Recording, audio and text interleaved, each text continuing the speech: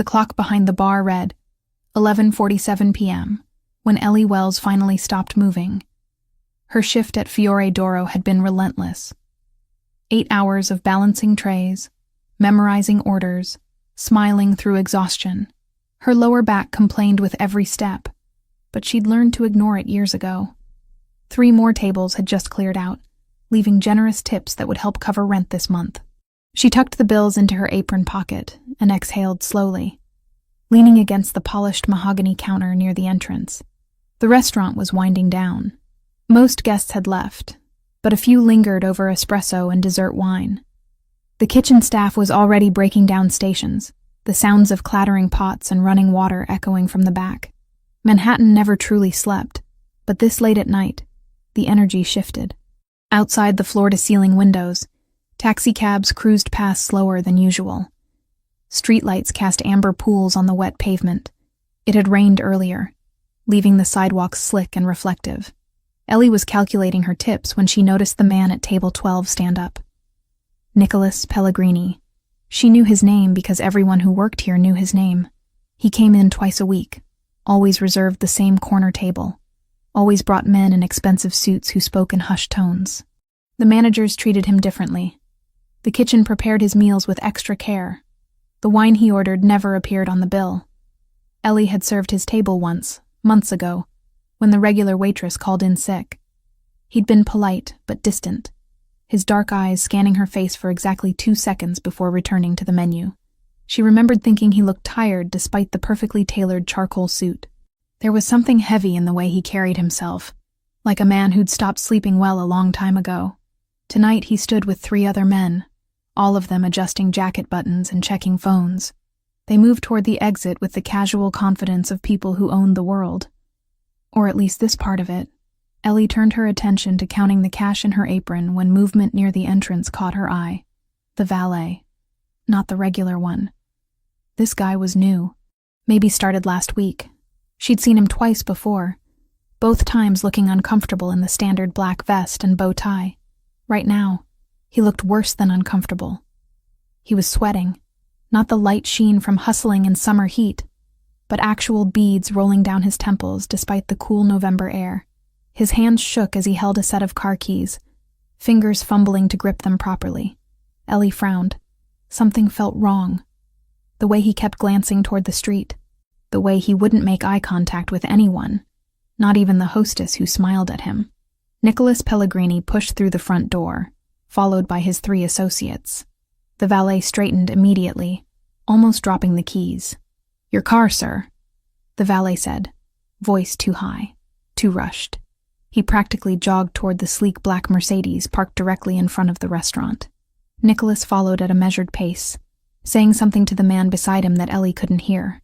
She should have gone back to work, should have finished her closing tasks, but her feet carried her toward the entrance instead, some instinct pulling her forward. The valet brought the Mercedes around fast, too fast. He left the driver's door hanging open and backed away quickly, holding out the keys like they burned his hand. Nicholas reached for them, nodding once in dismissal. That's when Ellie saw it. Through the driver's side window, illuminated by the restaurant's exterior lights, a thin red wire visible beneath the dashboard. Just a flash of color that didn't belong. Her grandmother used to restore old cars in Detroit, taught Ellie the basics. Wiring in a Mercedes looked nothing like that. Nothing in a modern car should have exposed colored wires running loose under the panel. Her body reacted before her brain fully processed the information. "Don't get in!" Ellie's voice cut through the quiet street as she broke into a run. Her worn sneakers slapped against wet pavement. Nicholas turned sharply, hand already on the doorframe. She grabbed his arm with both hands, yanking him backward with force born from pure panic. He reacted on instinct, twisting to break her grip, his other hand moving defensively to push her away. But she held on, stumbling when he shoved her back. "There's something under the dashboard," she gasped, pointing frantically at the car. "A wire. Red. It shouldn't be there." Nicholas froze. His dark eyes locked onto hers for a fraction of a second, searching for deception or madness. Then his gaze shifted to the car, specifically to where she was pointing. One of his men stepped forward. Tall, broad-shouldered, with the alert posture of someone trained to handle threats. "Boss?" Nicholas held up one hand, a gesture so subtle it was almost invisible. "Ethan, get everyone back. 5 meters. Now." The man, Ethan, didn't question. He moved immediately, pulling the other 2 men away from the vehicle. Nicholas grabbed Ellie's wrist and pulled her with him, putting distance between them and the Mercedes. "What exactly did you see?" Nicholas's voice was calm, controlled, but there was steel underneath, red wire, under the steering column, visible through the window. It was just hanging there, not connected properly. Ellie's heart hammered against her ribs. "My grandmother rebuilt cars. That's not normal. That's not factory wiring." Nicholas stared at the Mercedes for 3 long seconds. Then he pulled out his phone and stepped further back, bringing Ellie with him. She realized he still had hold of her wrist, his grip firm but not painful. "Everyone inside," he ordered quietly to his men. "Clear the sidewalk." Ethan was already moving, ushering the restaurant staff who'd gathered near the entrance back through the doors. The hostess looked confused. The manager started to protest, but stopped when Ethan shot him a look. Time seemed to stretch and compress simultaneously. Ellie counted her own heartbeats. 1, 2, 3. The explosion was louder than anything she'd ever heard in her life. The Mercedes erupted into a ball of fire and twisted metal. The blast wave hit like a physical wall, shoving Ellie backward. She felt her feet leave the ground for a moment before Nicholas's body collided with hers, both of them hitting the pavement hard. He covered her. His full weight pressed her into the cold, wet concrete as debris rained down around them. Pieces of metal, glass, burning rubber. The heat washed over them in a wave, followed immediately by choking black smoke. Ellie couldn't breathe, couldn't think. Her ears rang with a high-pitched whine that drowned out everything else. Nicholas shifted his weight, pulling her up with him. His face was inches from hers, lips moving, but she couldn't hear the words through the ringing. Then sound crashed back in all at once. Car alarms, screaming, sirens already wailing in the distance, the crackle of flames consuming what was left of the Mercedes. "Are you hurt?" Nicholas's voice cut through the chaos. His hands moved over her shoulders, her arms, checking for injuries with surprising gentleness. Ellie's palms stung where they'd scraped against the pavement. The right side of her face felt raw, probably from the asphalt, but otherwise, she was intact. "I'm okay. I think. I'm okay." Nicholas stood, pulling her up with him. Ethan appeared beside them, phone already to his ear, barking orders to someone. People poured out of the restaurant now, drawn by the explosion. The manager stood in the doorway, face pale, hand over his mouth. The valet was gone. Ellie scanned the street frantically.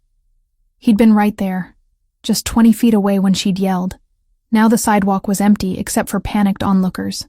"The valet," Ellie said urgently, grabbing Nicholas's sleeve. "The one who brought the car. He's gone." Nicholas's expression didn't change, but something dark flashed in his eyes. "Ethan." "Already on it," Ethan replied, still on his phone. "Checking cameras. He bolted the second you stepped back." The first police car arrived within 90 seconds, followed closely by a fire truck. Then another police car. Then unmarked vehicles that Ellie instinctively knew weren't regular cops. Men in dark suits and FBI windbreakers emerged, establishing a perimeter with frightening efficiency.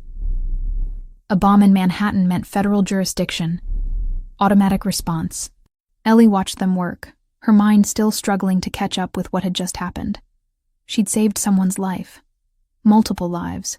She'd seen something wrong and acted without thinking. Now reality was setting in, cold and sharp. One of the FBI agents approached Nicholas, badge already out. They spoke in low tones, too quiet for Ellie to hear over the commotion. Nicholas's posture remained relaxed, cooperative. But Ellie noticed how Ethan positioned himself strategically between his boss and the growing crowd of first responders. A paramedic touched Ellie's shoulder, making her jump.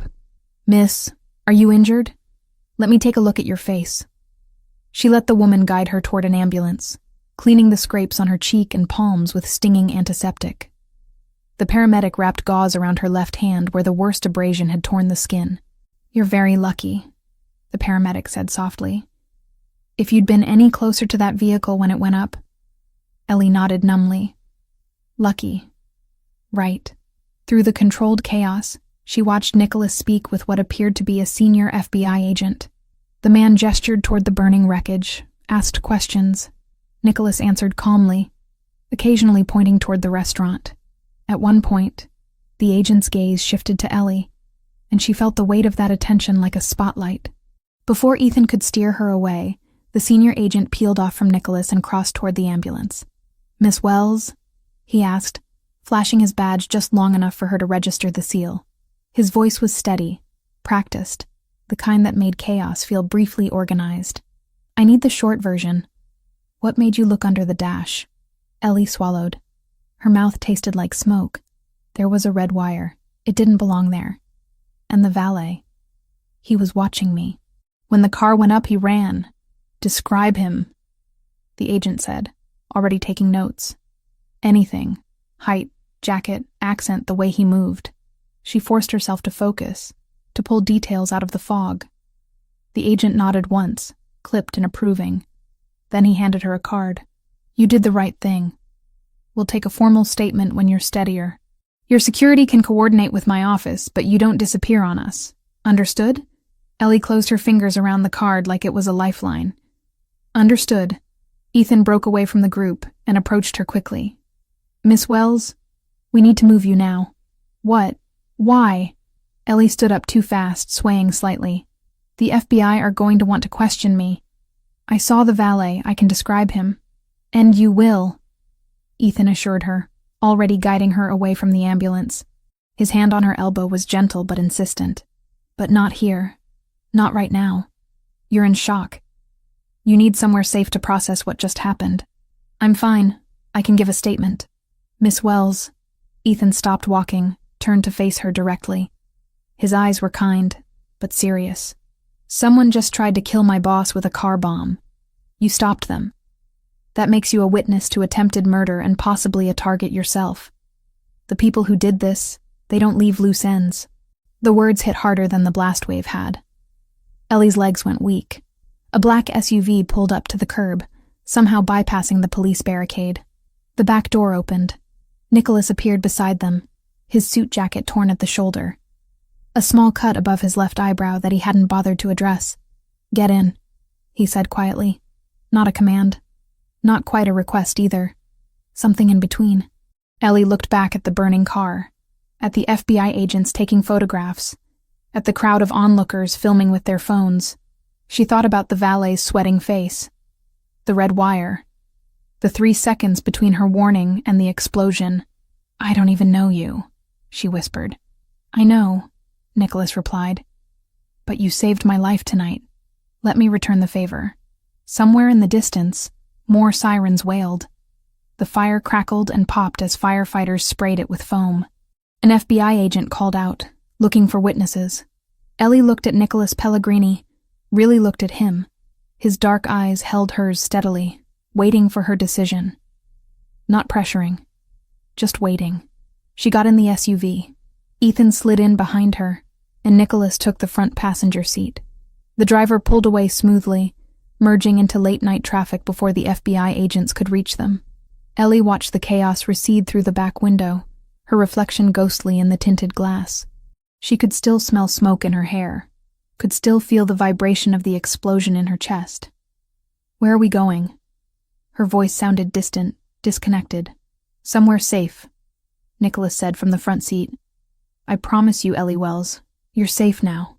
But as the city lights blurred past the windows and her heartbeat refused to slow, Ellie wondered if safe was something she'd ever feel again. Sunlight cut through unfamiliar windows, harsh and unwelcome against Ellie's closed eyelids. She tried to turn away from it, but her body protested with immediate sharp complaints. Her palms stung. Her right cheek throbbed. Every muscle felt bruised, like she'd been thrown down a flight of stairs. Memory slammed back with brutal clarity. The explosion, the heat. Nicholas Pellegrini covering her body as metal rained from the sky. Ellie's eyes snapped open. This wasn't her apartment. The ceiling was too high, painted a soft cream instead of her water-stained beige. The bed beneath her was too comfortable, the mattress supporting her back without the familiar sag in the middle. She sat up too quickly, head spinning, and took in her surroundings with growing panic. The room was spacious and minimalist, modern furniture in neutral tones. A single piece of abstract art on the wall, all geometric shapes in grays and blacks. Floor-to-ceiling windows revealed a view she recognized immediately. Central Park stretched out below, trees still holding onto autumn colors, which meant she was somewhere on the Upper East Side, somewhere expensive. She was still wearing her work clothes from last night, black pants and white button-down wrinkled beyond redemption. Someone had removed her shoes and placed them neatly beside the bed. Her apron was folded on a chair near the door, tips still tucked inside. Ellie swung her legs over the side of the bed, testing her weight. Everything hurt, but nothing felt broken. The gauze on her left hand had been changed while she slept, fresh white bandages replacing the paramedics' hasty wrapping. Someone had cleaned the scrape on her cheek, too. She could feel the sting of antiseptic when she touched it gently. The door was closed, but not locked. She tried the handle carefully, half expecting resistance. It turned smoothly. The hallway outside was equally immaculate. Hardwood floors polished to a mirror shine, more abstract art, recessed lighting that gave everything a soft, expensive glow. She followed the hall toward voices, her sock feet silent on the wood. The apartment opened into a massive living space. Open-concept kitchen with marble countertops and professional-grade appliances. A living area with leather furniture arranged around a glass coffee table. And beyond it all, those floor-to-ceiling windows offering an unobstructed view of Central Park from what had to be at least 20 stories up. Ethan stood in the kitchen, pouring espresso from a machine that probably cost more than Ellie's monthly rent. He looked up when she appeared, his expression neutral, but not unfriendly. "Good morning, Miss Wells," he said calmly, like finding confused women wandering his kitchen was a regular occurrence. "Coffee?" Ellie's throat was dry. She nodded, not trusting her voice yet. Ethan poured a second cup, adding nothing to it, and slid it across the marble counter toward her. "It's 11 in the morning. You slept about 14 hours. That's normal after the kind of shock you experienced." 11 in the morning. Ellie's shift at the restaurant started at 4. No, wait. She probably didn't have a shift anymore. She probably didn't have a job anymore. The thought sent a fresh wave of panic through her chest. "Where am I?" Her voice came out rougher than expected. "Upper East Side. Secure property. You're safe here." "That's not what I asked." Before Ethan could respond, the front door opened. Nicholas Pellegrini walked in carrying a white pharmacy bag, still wearing what looked like the same suit from last night, though he'd changed the torn jacket for a fresh one. The small cut above his eyebrow had been cleaned but not bandaged, a thin red line visible against his olive skin. He stopped when he saw Ellie, his dark eyes scanning her face with the same assessing look from the night before. "You're awake. Good. How do you feel?" "Like I got blown up," Ellie said flatly. The corner of his mouth twitched, not quite a smile but close. "Fair assessment." He set the pharmacy bag on the counter. "Antiseptic, clean bandages, pain medication if you need it. Nothing prescription, just over the counter, but it should help." Ellie stared at the bag, then at him, then at Ethan, who'd resumed drinking his espresso like this was all perfectly normal. "Why am I here? Where's here exactly? And why wasn't I taken to a hospital or police station or literally anywhere that makes sense?" Nicholas pulled out one of the bar stools and sat, gesturing for her to do the same. After a moment's hesitation, Ellie sat across from him, the marble counter a buffer between them. "You saved my life last night," Nicholas said quietly.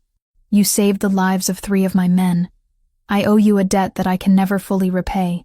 You don't owe me anything. I just saw something wrong and reacted, and I'm grateful for that reaction." He leaned forward slightly, his full attention focused on her in a way that made her uncomfortably aware of how disheveled she must look. "But we need to talk about what happens next. You witnessed an attempted assassination. You can identify the man who delivered the vehicle. That makes you valuable to law enforcement and dangerous to the people who planted that bomb." The word assassination made everything feel more real and more terrifying. "Who were they?" Who would try to kill you with a car bomb in the middle of Manhattan? Nicholas exchanged a glance with Ethan before answering. The Albanian Mafia. They've been expanding aggressively into territories in Manhattan and the Bronx for the past 8 months. My family has certain business interests in those areas. There's been tension. Ellie processed that carefully. Business interests. That was one way to describe whatever a man like Nicholas Pellegrini did for a living. She wasn't naive. She'd lived in New York long enough to understand that power and money didn't always come from legitimate sources. So this was what? A mob hit? Yes. At least he was honest about it. Ellie picked up her coffee cup, needing something to do with her hands. The espresso was perfect, rich and smooth without bitterness. Of course it was. And now they're going to come after me because I ruined their plan? Possibly. Probably. Nicholas's expression remained calm, but there was steel underneath. Albanian operations don't leave witnesses. They can't afford to. And you didn't just witness. You actively prevented their objective. That makes you a problem they'll want to eliminate. The coffee turned sour in Ellie's stomach. She set the cup down carefully, afraid her shaking hands would spill it. I need to call my manager. I need to explain why I didn't show up today. I need to... She reached for her phone, patting her pockets before realizing it wasn't there. Nicholas pulled it from his jacket and held it up, not offering it to her yet. Cell phones are traceable, he said gently. Tower pings, GPS data, even when you think they're off. If the Albanians have any technical capability at all, and they do, they can locate you through your phone within hours. So I'm just supposed to disappear? From my entire life? For now, yes. Ellie stood up so fast the bar stool scraped against the floor with a harsh sound. No, absolutely not. I have bills due. My rent is $1,850, and it's due in 5 days. I have student loans. I have a life that I worked very hard to build, and I'm not throwing it away because some criminals are mad at me for not dying. Her voice had risen louder than she intended. Ethan shifted his weight slightly, a subtle movement that drew her attention. He wasn't threatening, just present, watchful. Nicholas remained seated, maddeningly calm. I understand your frustration, Miss Wells. Do you? Do you really? Ellie's hands clenched into fists, ignoring the sting from her bandaged palm. Because from where I'm standing, you live in this place. She gestured at the expensive apartment around them. You have people like Ethan, who do whatever you tell them. You snap your fingers and problems go away. I don't have that. I have $42 in my checking account, and a landlord who doesn't care about sob stories. I can compensate you for your time, Nicholas offered. $5,000 per week while you're under protection. That should more than cover your expenses. I don't want your money. The words came out sharper than she meant them. I don't want to be bought or paid off or whatever this is. I just want my normal life back. Nicholas stood then, moving around the counter until he was closer to her. Not crowding her space, but close enough that she had to look up slightly to meet his eyes. Your normal life ended the moment you screamed, "Don't get in," he said quietly. I wish that wasn't true. I wish you'd looked the other way, and I'd gotten into that car and you'd finished your shift and gone home, and none of this would be your problem. But that's not what happened. You chose to act. You chose to save a stranger. And now both of us have to deal with the consequences of that choice. Ellie wanted to argue, but the truth of his words settled over her like a weight. He was right. She'd inserted herself into something dangerous, and there was no taking it back now. The FBI is going to want to talk to me, she said, grasping for some piece of normal procedure. I'm a witness to a federal crime. They're not just going to let you hide me away. The FBI does want to talk to you, Nicholas confirmed. My lawyers are currently negotiating the terms of that interview. Given the credible threat to your life, they're arguing that any testimony should be delayed until your safety can be guaranteed. It's a reasonable argument that the Bureau will likely accept, at least temporarily. Of course he had lawyers. Plural. Ellie sank back onto the bar stool, suddenly exhausted despite sleeping 14 hours.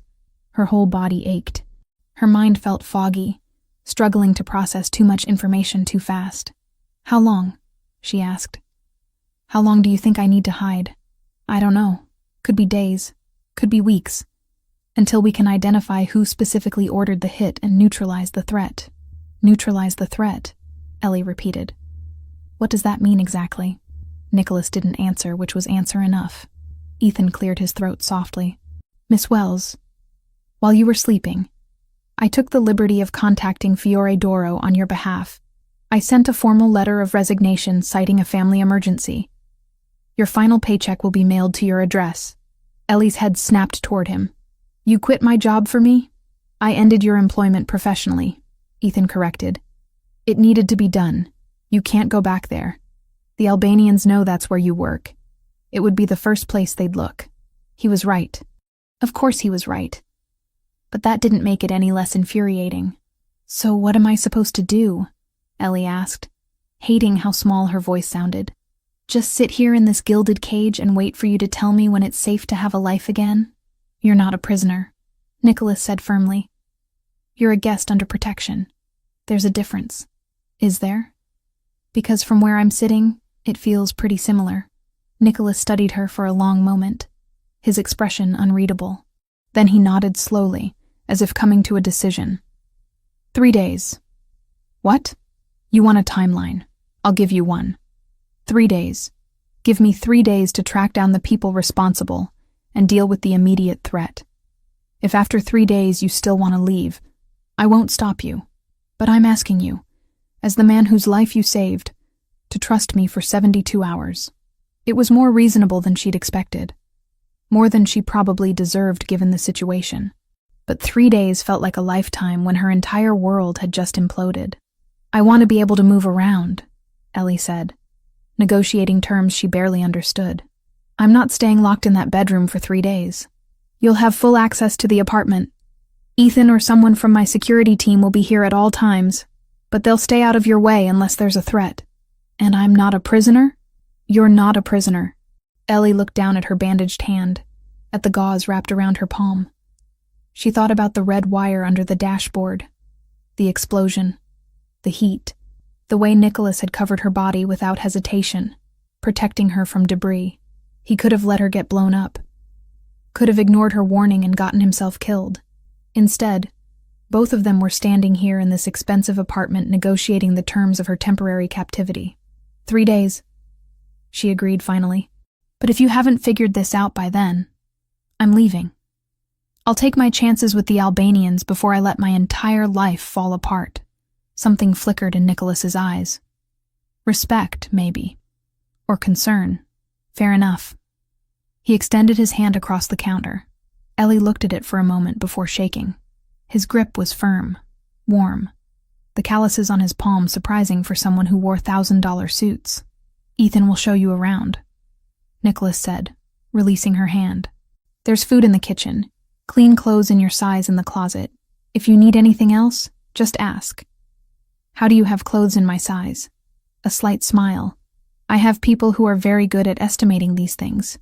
Of course he did. Nicholas headed toward the door, pulling out his phone. Before he left, he paused and looked back at her. For what it's worth, Miss Wells, I am sorry you got dragged into this. You didn't deserve it. Then he was gone, the door closing with a soft click behind him. Ellie stood in the middle of the expensive apartment, surrounded by marble and leather and a view of Central Park that probably cost more per month than she made in a year. Ethan refilled her coffee cup without asking, the sound of espresso pouring the only noise in the sudden silence. 3 days, she muttered to herself. 3 days to wait while dangerous men hunted for solutions to problems she'd created by doing the right thing. She picked up the coffee cup and walked to the windows, staring out at the city below. People went about their normal lives down there, going to work, meeting friends, living freely. Ellie pressed her forehead against the cool glass and wondered if she'd ever feel normal again. 3 days should have been simple. 72 hours of waiting while Nicholas Pellegrini dealt with whatever threats lurked in the shadows of his world. Then Ellie could walk away, return to her life, pretend none of this had happened, except it was morning of the 3rd day, and the tightness in Ethan's jaw when he arrived told her everything she needed to know before he said a word. Ellie had been awake since 6, unable to sleep past dawn, despite the blackout curtains in her temporary bedroom. She'd showered, changed into clothes from the mysteriously well-stocked closet, jeans and a soft gray sweater that fit perfectly. The bandages on her hand had been changed again, the scrapes on her face starting to fade from angry red to dull pink under the fresh gauze Ethan had left for her. She was making coffee when Ethan came through the front door, phone pressed to his ear, his expression darker than she'd seen in the past 2 days. He ended the call and looked at her. "We have a problem." Ellie's stomach dropped. "What kind of problem?" Ethan pulled out his phone, swiped through something, then turned the screen toward her. It was a grainy photo, clearly pulled from security footage. The angle was from above, showing the entrance of Fiore d'Oro. And there, frozen mid-run, was Ellie. Her face was visible, clear enough to identify even with the poor quality. Below the photo, text in Albanian and English. $50,000. Location only. Alive preferred. The coffee cup slipped from Ellie's fingers. It shattered against the marble floor, dark liquid spreading across white stone. "They leaked it last night," Ethan said quietly, pocketing his phone and grabbing paper towels. "Sent it through their network of informants and associates. By morning, half the criminal underground in New York had seen your face." Ellie couldn't look away from the puddle of coffee spreading at her feet. $50,000. For her, like she was a bounty. A thing to be hunted. Alive preferred. She repeated numbly. "What does that mean?" "It means they want to question you before they kill you," Ethan said bluntly, already cleaning up the mess. "They want to know if you're connected to us, if you know anything useful, if there are other witnesses. Then they'll eliminate you as a loose end." The apartment felt suddenly smaller, the walls pressing in. "You said 3 days. Nicholas said 3 days and I could leave if I wanted. That was before this." Ethan straightened, tossing the coffee-soaked towels into the trash. "I'm sorry, Miss Wells, but walking out that door right now would be suicide. They're looking for you. Actively." Ellie backed up until her spine hit the counter, needing something solid to support her weight. "This isn't fair. I didn't do anything except try to help." "I know. I had a life. I had a plan. I was going to save money, maybe go back to culinary school, open my own place someday." Her voice cracked on the last word. "Now I'm trapped here with a price on my head because I noticed a wire." Ethan's expression softened marginally. "Nicholas is working on it. He's meeting with lawyers right now about delaying your FBI deposition until we can guarantee your safety. And he's putting pressure on Albanian operations, trying to force them to back off. And if they don't back off?" Ethan didn't answer, which was answer enough. The front door opened 20 minutes later. Nicholas walked in wearing a different suit, charcoal with subtle pinstripes. His tie loosened like he'd been pulling at it. He looked tired. Not physically exhausted, but the kind of tired that came from carrying too much weight for too long. His eyes found Ellie immediately, taking in her pale face and rigid posture. "You've heard. $50,000, Ellie said. "Apparently I'm expensive. You're valuable," Nicholas corrected, crossing to the kitchen. "There's a difference. They want you because you're a threat to them. I'm a waitress. Was a waitress." The past tense tasted bitter. "I'm not a threat to anyone. You stopped their operation. You cost them time, money, and credibility. In their world, that makes you dangerous." Ellie laughed, a sharp sound with no humor in it. "This is insane. This entire situation is completely insane." Nicholas poured himself coffee from the pot Ellie hadn't finished making, drinking it black without sugar. He studied her over the rim of the cup, those dark eyes assessing in a way that made her feel simultaneously protected and exposed. "I need to do something," Ellie said suddenly. "I can't just sit here spiraling. My hands need to be busy or I'm going to lose my mind." She moved to the refrigerator before either man could respond, pulling it open and surveying the contents. Someone kept it well stocked. Fresh vegetables, herbs, quality ingredients. Her grandmother's voice echoed in her memory, teaching her that cooking was meditation, that when the world felt chaotic, you could always find peace in the rhythm of chopping, stirring, kneading. "Do you mind if I cook?" The question came out more vulnerable than she intended. Nicholas blinked, surprised. "The kitchen is yours." Ellie started pulling ingredients, moving on autopilot. San Marzano tomatoes, fresh basil, garlic, olive oil that actually smelled like olives, not the cheap garbage from discount stores. Flour and eggs for pasta. Her hands knew what to do even when her mind felt shattered. She worked methodically, finding comfort in familiar motions. Flour piled on the marble counter, shaped into a well. Eggs cracked into the center. Fingers mixing, kneading, the dough coming together under her palms. It took 20 minutes of steady work before her breathing finally slowed to something approaching normal. Nicholas watched from the bar stool, not speaking, just present. Ethan had disappeared into another room, giving them privacy. The pasta dough rested under a clean towel while Ellie started the sauce. Garlic sizzled in olive oil, the smell sharp and grounding. Tomatoes crushed by hand, basil torn roughly. Salt, and a pinch of sugar to balance the acidity. Her grandmother had taught her this sauce when Ellie was 8 years old, standing on a step stool to reach the stove. "My grandmother came from Naples," Ellie said suddenly, not looking up from the pot. 1973. She was 19, spoke maybe 10 words of English, and had $40 in her pocket. She settled in Detroit because she had a cousin there who worked in a car factory. She stirred the sauce slowly, watching it bubble. She met my grandfather at a church social. He was second-generation Italian, family from Sicily. They got married 6 months later and opened a tiny restaurant in a bad neighborhood. 20 tables. No liquor license. Just good food and hard work. Nicholas remained silent, letting her talk. "The place did well enough," Ellie continued. "Not rich, but comfortable. My mom grew up in that restaurant, met my dad there when he came in for dinner one night.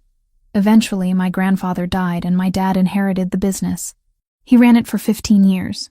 She paused, tasting the sauce, adjusting the seasoning. He was a good man in a lot of ways. Generous, kind. But he had a problem. Gambling. Started small, horses and sports betting. Then it got worse. Cards, underground games, borrowing from the wrong people to chase losses. The pasta dough had rested long enough. Ellie began rolling it out, the motion soothing in its repetition. He lost the restaurant 6 years ago.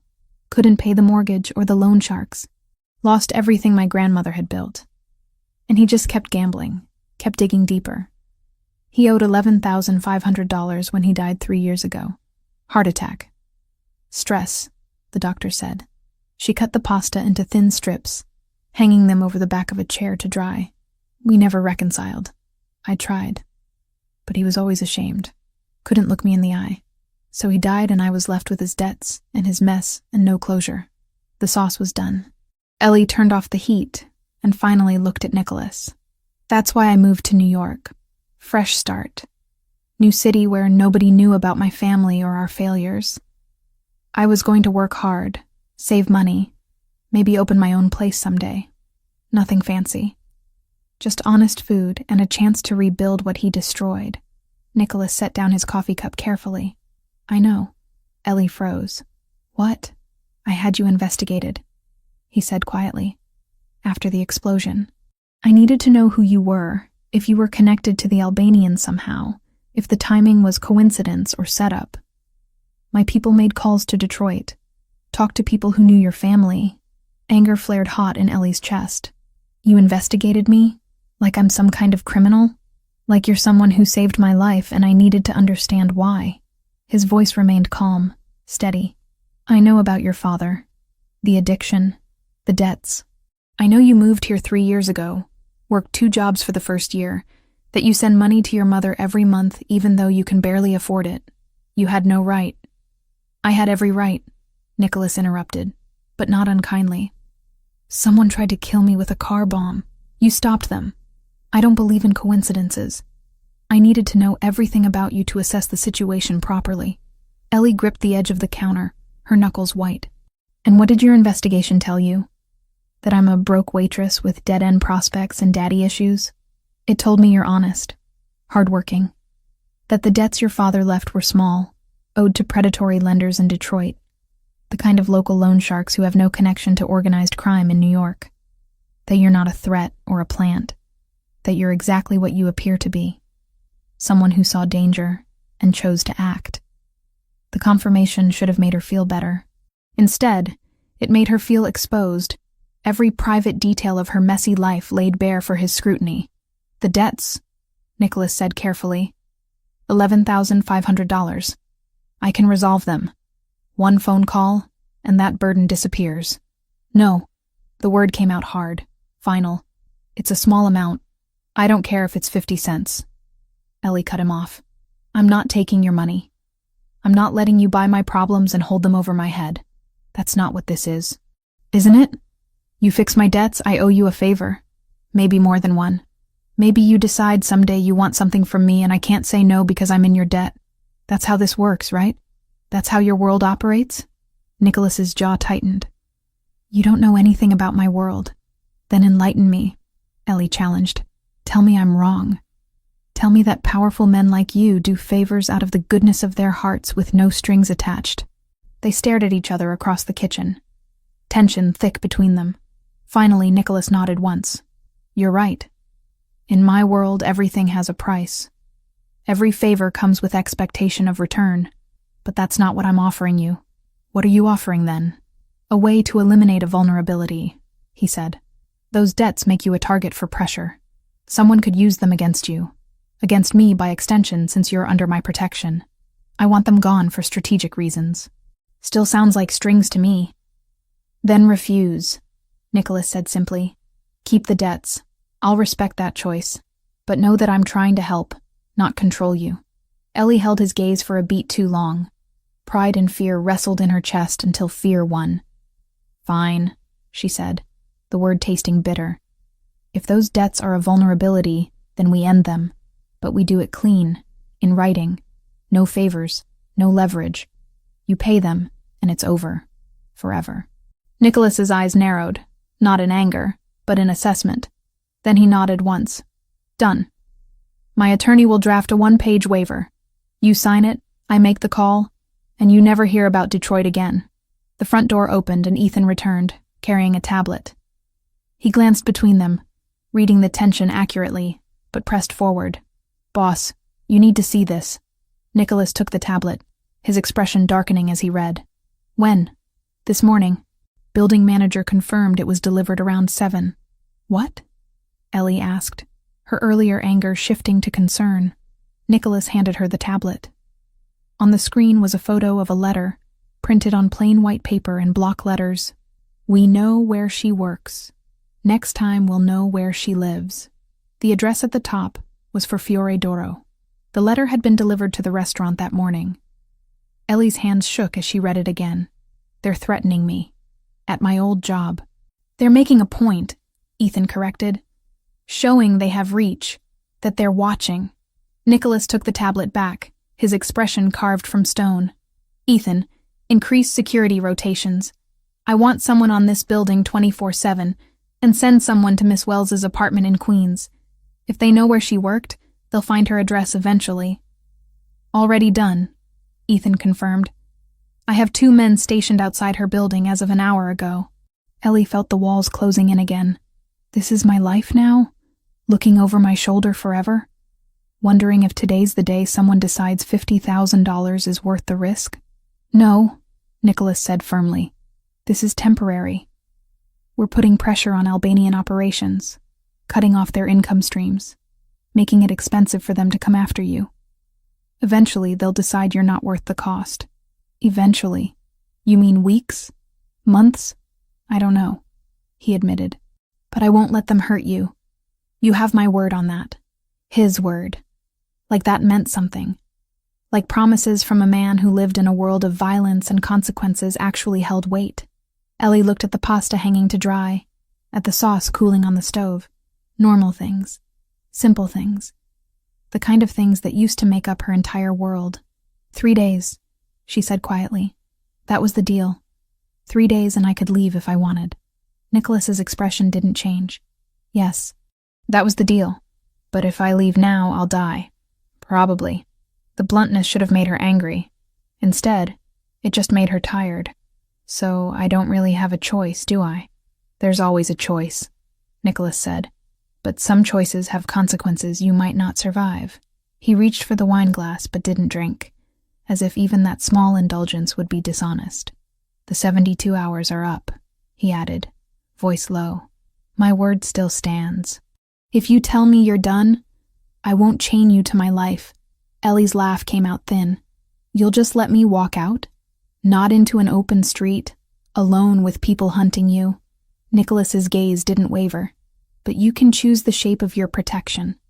FBI custody. A safe house they control.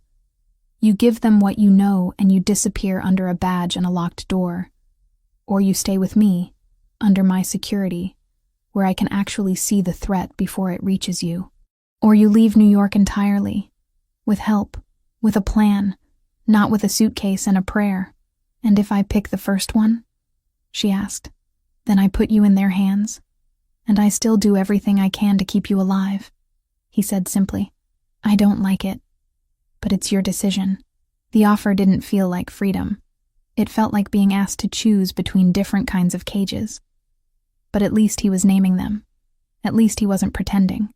Ellie turned back to the stove, testing the pasta water that had started to boil. She dropped the fresh noodles in, watching them swirl in the rolling water. 2 minutes for fresh pasta. That's all it needed. Simple. Predictable. Unlike everything else in her life right now. I need a job, she said finally. Not your money. Not charity. A real job with a real salary that I earn. Nicholas tilted his head slightly, considering. What kind of job? I'm a trained chef. Well, partially trained. I did 2 years at culinary school before my father died and I had to drop out. She stirred the pasta carefully. I know Italian cuisine. Traditional preparations. My grandmother taught me things you can't learn in school. I own 3 restaurants.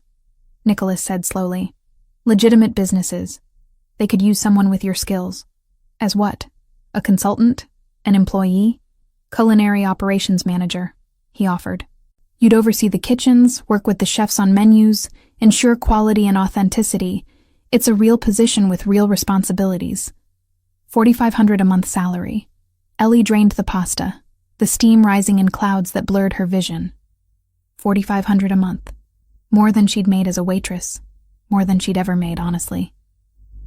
And when the Albanian situation resolves, she asked, do I keep the job or does it disappear? You keep it as long as you want it.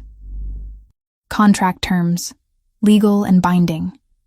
She plated the pasta, topped it with sauce, fresh basil torn over the top. She slid 1 plate toward Nicholas, kept one for herself. He picked up a fork, tried a bite. His eyebrows rose slightly. This is exceptional. My grandmother's recipe. Ellie took her own bite. The familiar flavors a small comfort. So, real job, real salary, real contract? All of it. She ate slowly, thinking through every angle. This was still his world, his terms, his control. But it was better than hiding indefinitely with no income. Better than letting her entire life collapse while she waited for danger to pass. I accept, she said finally. But I want the contract in writing. Professional terms. And if I want to quit, I can. Agreed. They ate in silence for a while. The good kind of silence that didn't need filling.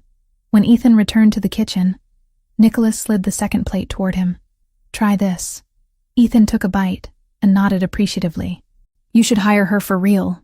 I just did, Nicholas said, a slight smile on his face.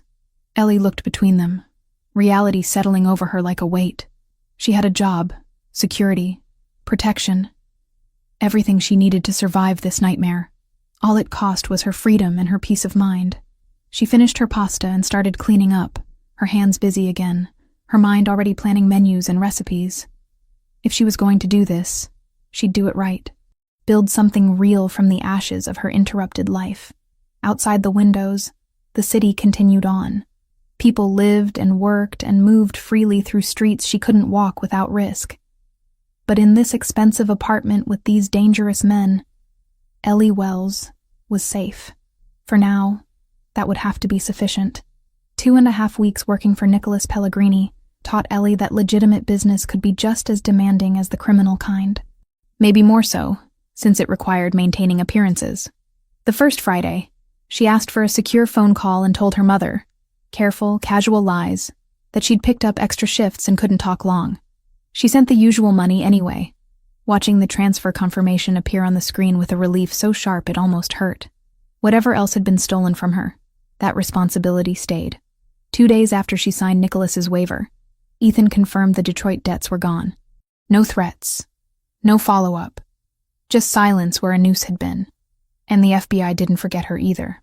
A week into her new routine, she sat in a quiet conference room with 2 agents and Nicholas's attorney, gave a recorded statement until her throat went raw, then left with a card that promised a scheduled deposition later, when later wouldn't get her killed. She stood in the kitchen of Casa Bianca, the second of 3 restaurants Nicholas owned in Manhattan, watching the head chef prepare osso buco with techniques that would have made her grandmother weep. The saffron risotto beside it looked acceptable, but the bone marrow hadn't been properly roasted before braising. "The marrow needs to render slowly," Ellie said, keeping her tone professional rather than critical. "If you braise it too quickly, it turns gelatinous instead of silky. Try roasting the bones at 350 for 20 minutes before you add them to the braising liquid." The chef, a man in his 50s named Antonio, who'd initially resented taking direction from someone half his age, nodded thoughtfully. "Like my mother used to do. I forgot that step when I modernized the recipe.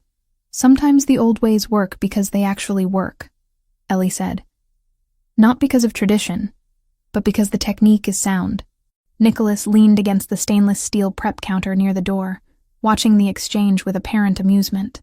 He'd been accompanying her to these restaurant visits more frequently than necessary. As owner, he could have sent someone else to supervise, could have reviewed her reports remotely.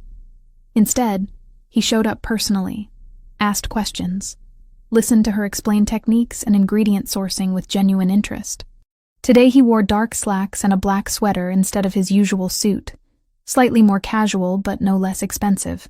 The scrape on her cheek had finally healed completely, leaving no scar. The bandages on her hand were gone, though the skin remained slightly pink, where the worst abrasions had been. They finished the kitchen inspection and moved to the dining room.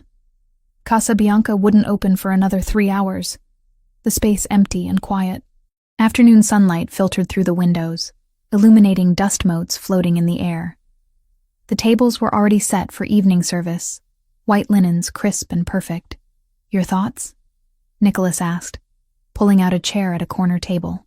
Ellie sat across from him, flipping through notes on the tablet Ethan had provided her. The kitchen staff is skilled but inconsistent. Antonio knows classic techniques, but he's been taking shortcuts.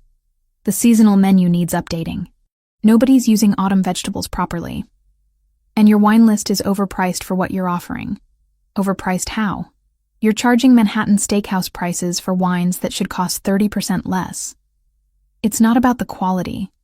It's about market positioning. You're an Italian restaurant, not a status symbol.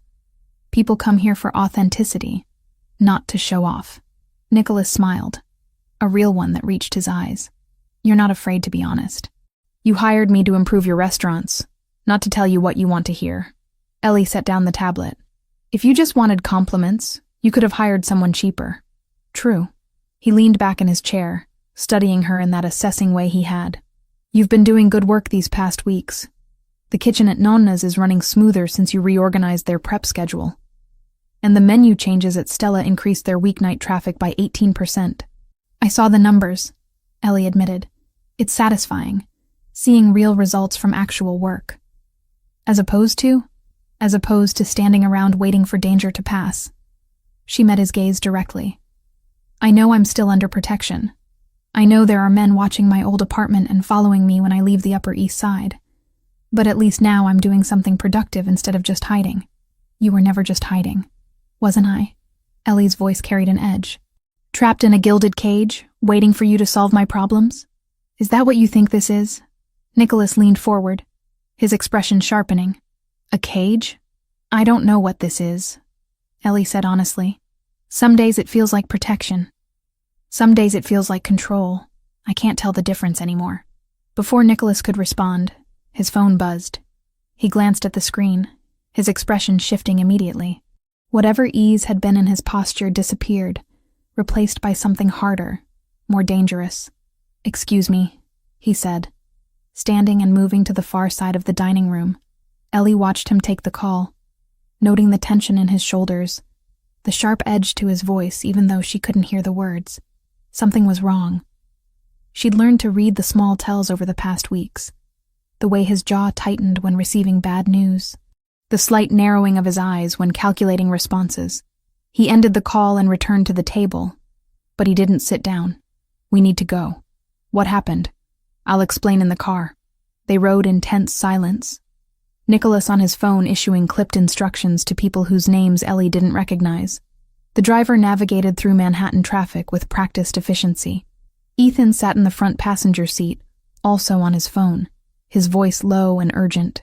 When they finally returned to the Upper East Side apartment, Nicholas immediately headed for his office.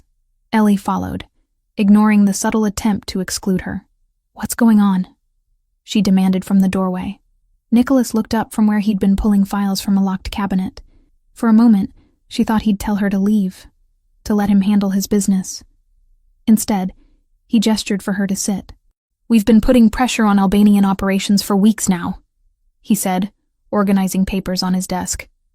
"Cutting off their supply lines, interfering with their protection rackets, making it expensive for them to operate in territories they tried to claim. It's been working. They've lost revenue, lost face with other organizations. They were starting to pull back." "Were?" "They just escalated." Nicholas's voice remained controlled, but there was fury beneath it. "An hour ago they hit one of my warehouses at the Brooklyn port. Arson. Professional job with accelerants. 3 of my men were injured getting everyone else out before the building went up." Ellie's breath caught. "Are they okay?" "The injured men? Burns. Smoke inhalation. They'll recover." He pulled out his phone, showed her a photo. Flames consuming a large industrial building, black smoke billowing into the sky. "The warehouse is gone. Complete loss. I'm sorry."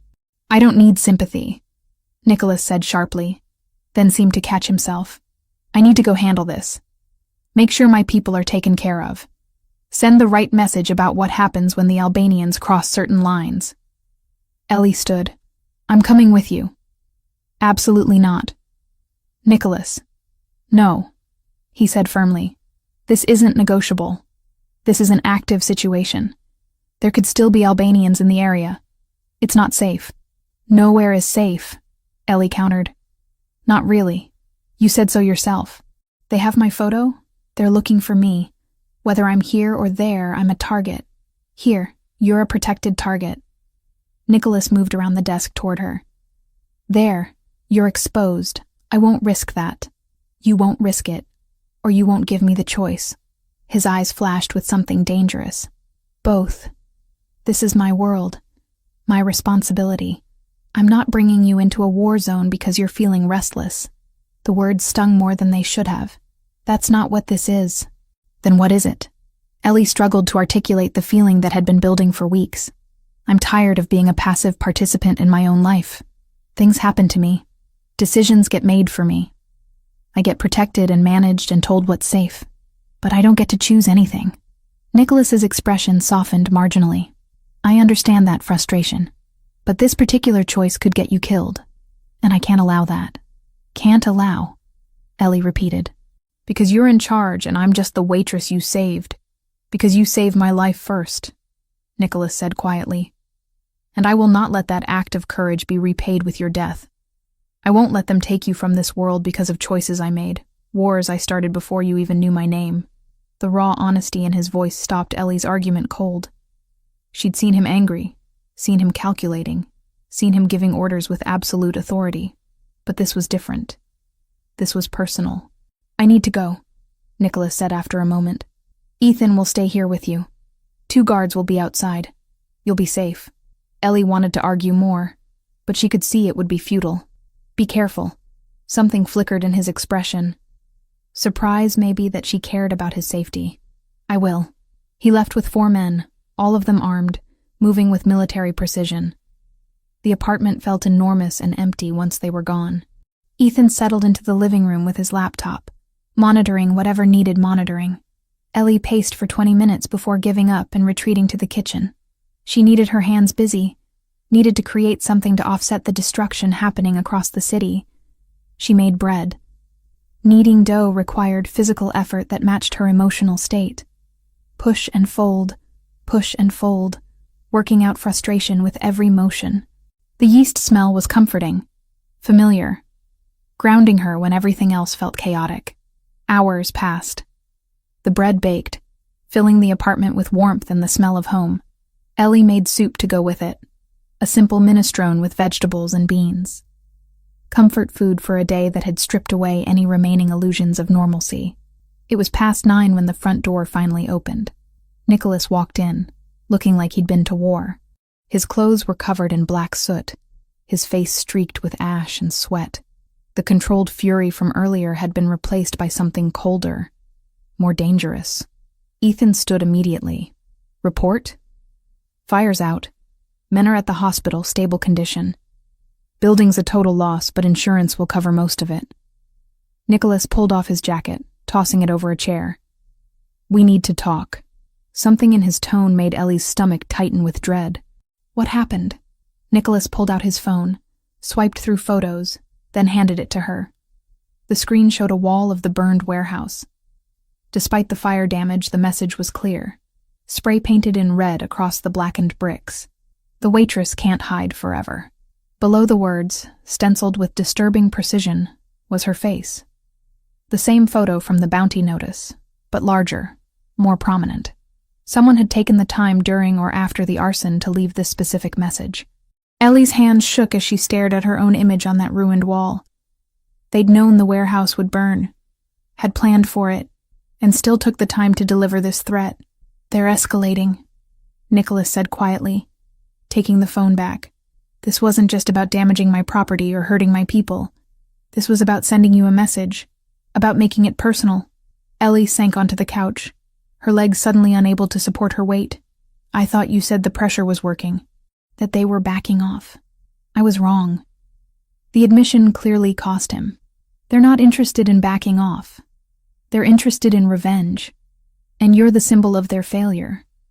As long as you're alive, you're proof that they're not invincible. So what does that mean? Ellie looked up at him. What happens now? Nicholas sat beside her, close enough that she could smell the smoke clinging to his clothes.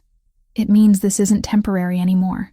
This is permanent until we force a permanent resolution. They won't stop coming for you. Not in weeks or months. Not until one side wins. The words settled over her like a shroud. No more pretending this would blow over. No more counting down days until freedom. This was her life now. Running, hiding, looking over her shoulder, living under constant threat. I understand if you're angry, Nicholas continued.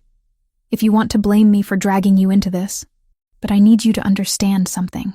He turned to face her fully, his dark eyes intense. I will not let them hurt you. Whatever it takes, whatever I have to do, I will keep you safe. That's not negotiable. Even if it means more violence, Ellie's voice came out smaller than she intended. Even if it means people dying? Yes. The simple honesty should have horrified her. Maybe it would have 3 weeks ago when she was just a waitress worried about rent and tips.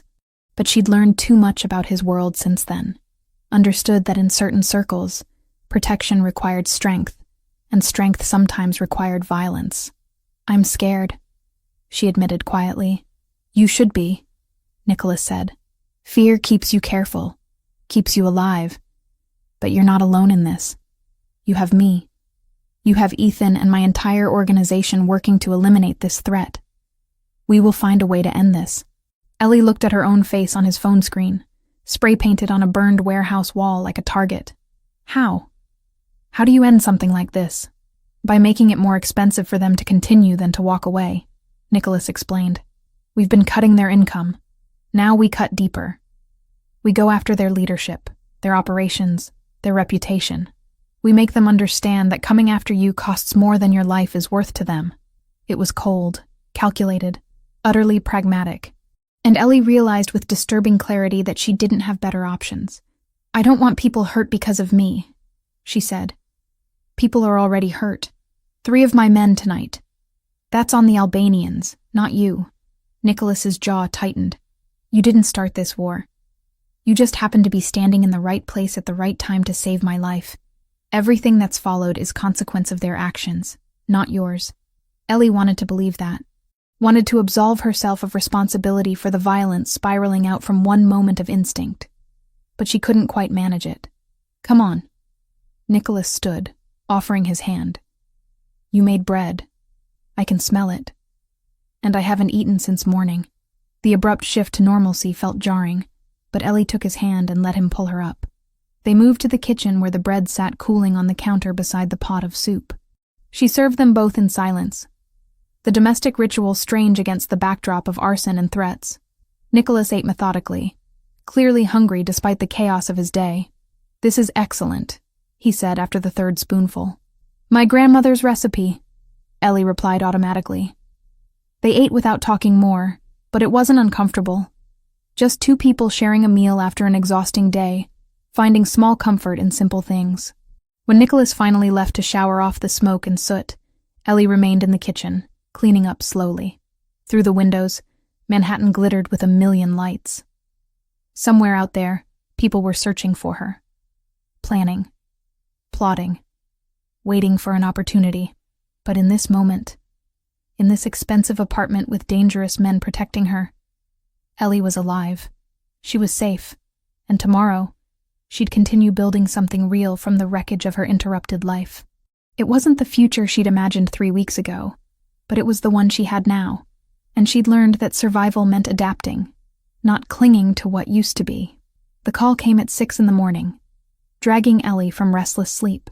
She heard Nicholas's voice through the walls, sharp and controlled, issuing orders with the clipped precision that meant something had gone very wrong. By the time she dressed and emerged from her bedroom, the apartment was already filling with men in dark suits, all of them moving with urgent purpose. Ethan met her in the hallway. Conference today. Nicholas wants you there. Why? What happened? Leak in the organization. Ethan said grimly. We found the source. Now we need to deal with it. 2 hours later, Ellie found herself in a part of Nicholas's world she'd never seen before. They'd driven to a nondescript office building in Midtown, taken a private elevator to the top floor, and entered what could only be described as a fortress. The conference room was windowless, with walls that looked reinforced, and a door that sealed with an audible click when Ethan closed it behind them. Nicholas stood at the head of a long table, still wearing the suit from yesterday, looking like he hadn't slept. 6 men occupied chairs around the table, all of them older than Nicholas by a decade or more. These were his senior associates, Ellie realized. The inner circle. Men who'd probably been in this life longer than she'd been alive. Sit there. Nicholas indicated a chair against the wall, away from the table. You need to hear this. Ellie sat, acutely aware of being the only woman in a room full of dangerous men. They all looked at her with varying degrees of curiosity and suspicion, but none of them questioned her presence. If Nicholas wanted her here, she was here. Gentlemen, Nicholas began, his voice carrying absolute authority despite the exhaustion in his eyes. We have a problem. For the past 3 months, the Albanians have been operating with intelligence they shouldn't have. They knew about the warehouse shipment schedule. They knew which properties we use for storage. They knew Miss Wells was under protection here. That level of detail doesn't come from surveillance or lucky guessing. It comes from inside. The temperature in the room seemed to drop. The 6 men exchanged glances, wariness replacing their earlier casual postures. I want to be very clear, Nicholas continued, his dark eyes moving from face to face. I'm not accusing anyone at this table. You're here because you're the only people I still trust completely. But someone with access to operational information has been feeding it to our enemies. Someone close enough to know schedules, locations, financial movements. And we're going to identify them today. One of the older men, gray-haired with a scar running through his left eyebrow, leaned forward. Nicholas, we've worked together for 20 years. If there's a rat, I'll help you find him and deal with him personally. I appreciate that, Vincent. Nicholas nodded. Which is why I'm going to ask each of you direct questions about your movements and communications over the past 3 months. This isn't an interrogation. It's elimination. We clear everyone in this room, then we expand the search. For the next hour, Ellie watched Nicholas methodically question each man. Where were you on specific dates? Who have you spoken with outside the organization? Have you noticed any unusual behavior from other associates? The questions were detailed, specific, delivered with calm precision that made clear there was no room for evasion. The men answered honestly, or at least appeared to. They provided alibis, explained meetings, offered information freely. Nicholas took notes, occasionally conferring quietly with Ethan, who sat beside him with a laptop open. Finally, Nicholas looked up from his notes. Thank you all. That gives us what we need to narrow the search. Ethan, show them. Ethan turned the laptop around so the screen faced the table. We've been conducting digital forensics for the past week. Quietly, without alerting anyone outside this room. What we found was a pattern of unauthorized transfers from one of our secondary operational accounts. Small amounts at first, $3,000 to $5,000, then larger. Over 3 months, approximately $47,000 moved to an offshore account in the Cayman Islands. He clicked through several screens, showing banking records, timestamps, IP addresses. We also found encrypted emails sent from a computer with access to our secure network. The encryption was good, but not good enough. Our tech people traced the destination server to Queens, specifically to a location we've identified as an Albanian communication hub. Vincent's face darkened. Who? Nicholas's expression could have been carved from stone. Carlo Grimaldiro. The name hit the room like a physical blow. Several of the men reacted with visible shock. One swore viciously in Italian. Another just shook his head in apparent disbelief. Carlo? Vincent sounded genuinely stunned. He's been with us for 8 years. He handles all the legitimate business finances. Jesus, Nicholas, he knows everything about the legal operations. Exactly, Nicholas said coldly, which made him the perfect source for the Albanians. He had access to property records, transport schedules, investment portfolios. He knew which buildings we owned, which we rented, which we used for storage. And he's been selling that information for 3 months. Ethan pulled up more documents. We found the motivation. Carlo has a gambling problem, started small poker games in Atlantic City, but he got deeper into it, higher stakes underground games. He accumulated $180,000 in debts to a casino that's controlled by Albanian interests. They offered him a deal. Feed them information, and the debt disappears. Where is he now? Another man asked. Being collected. Nicholas replied. He should arrive within the hour. I wanted to brief all of you first. Make sure everyone understood the scope of the betrayal before we confronted him directly. The conference room door opened and 2 men entered, escorting a third between them. Carlo Grimaldiro was in his mid-50s, balding, with the soft build of someone who spent their days behind a desk. He looked terrified, his face pale and sweating despite the cool air conditioning. The escorts pushed him into a chair at the far end of the table. Carlo's eyes darted around the room, taking in the assembled men, landing finally on Nicholas with something that looked like desperate hope. Nicholas, there's been a mistake, Carlo started, his voice shaking. Whatever you think I did, you stole $47,000 from operational funds. Nicholas interrupted, his tone flat and emotionless. You sent encrypted emails containing proprietary information about our properties and operations to Albanian contacts. You've been doing this for 3 months. These aren't accusations, Carlo. These are facts backed by digital evidence that will hold up in any court, criminal or otherwise. Carlo's face crumpled. I can explain. They forced me. I didn't have a choice.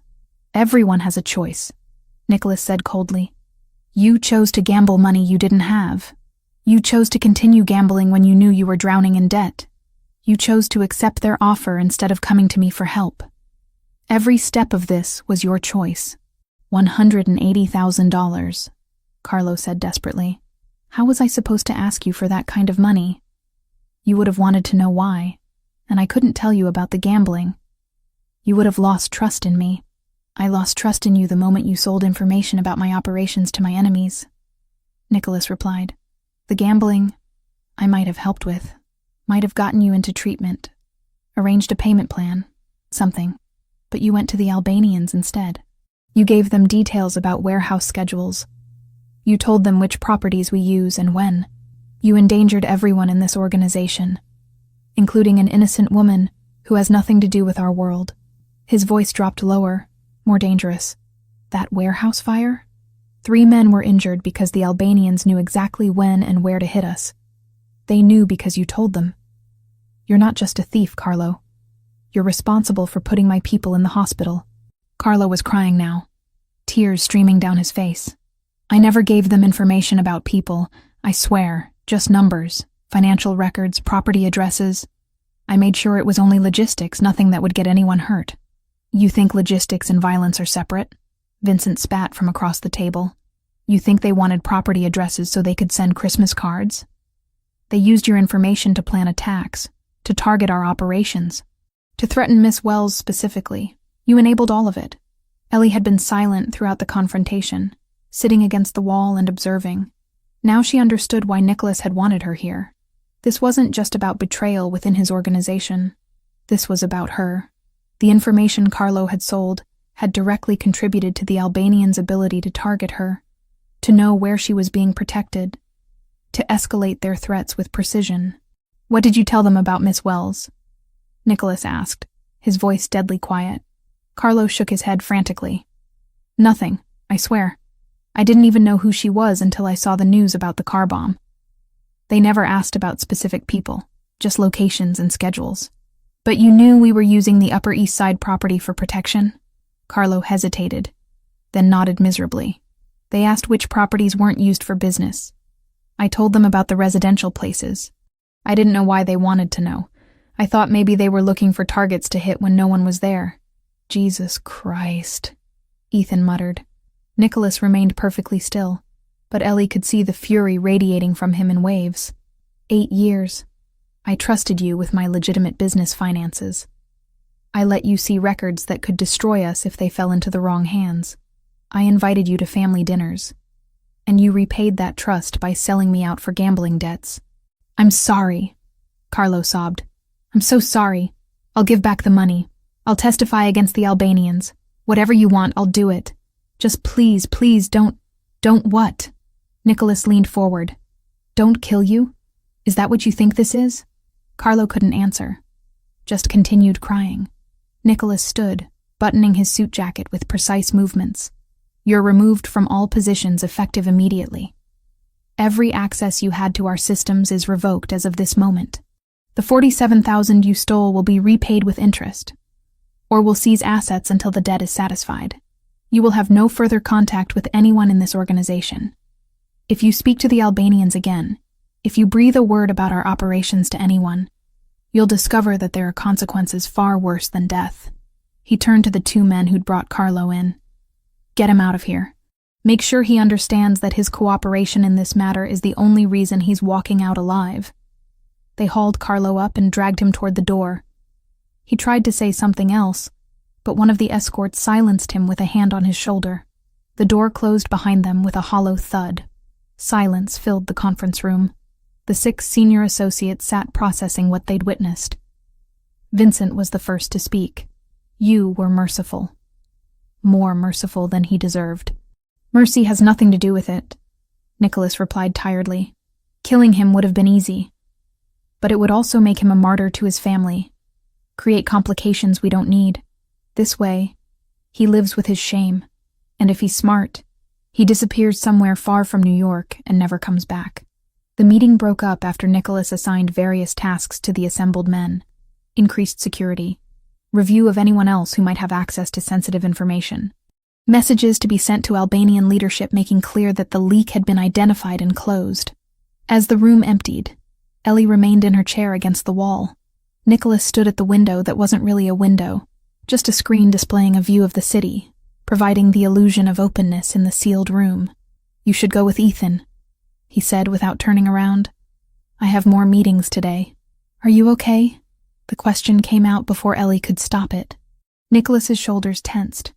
I'm fine. You're not. Ellie stood, moving closer but maintaining distance. That man worked for you for 8 years. You trusted him, and he betrayed you. That's not nothing. In this life, betrayal is always a possibility, Nicholas said, still not looking at her. You learn to expect it. Expecting it doesn't make it hurt less. Finally, he turned to face her. His expression was controlled, but she could see the exhaustion and something deeper underneath. Pain, maybe. Or disappointment in himself for not seeing the betrayal sooner. "It's my fault," he said quietly. "I should have noticed. Should have seen signs. Carlo's been distant for months, stressed. I attributed it to the pressure of managing 3 restaurants' finances. I didn't dig deeper. You're not responsible for his choices. I'm responsible for everyone in this organization.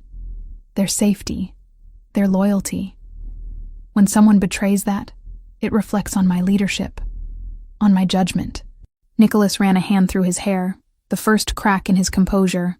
3 men were burned in that warehouse fire. They're in the hospital right now because I didn't catch Carlo's betrayal fast enough to prevent the attack. That's on me. Ellie didn't know what to say. She couldn't offer empty reassurances or platitudes. This was his world, his responsibility, his burden. All she could offer was presence, understanding without judgment. "I need to work," Nicholas said after a moment.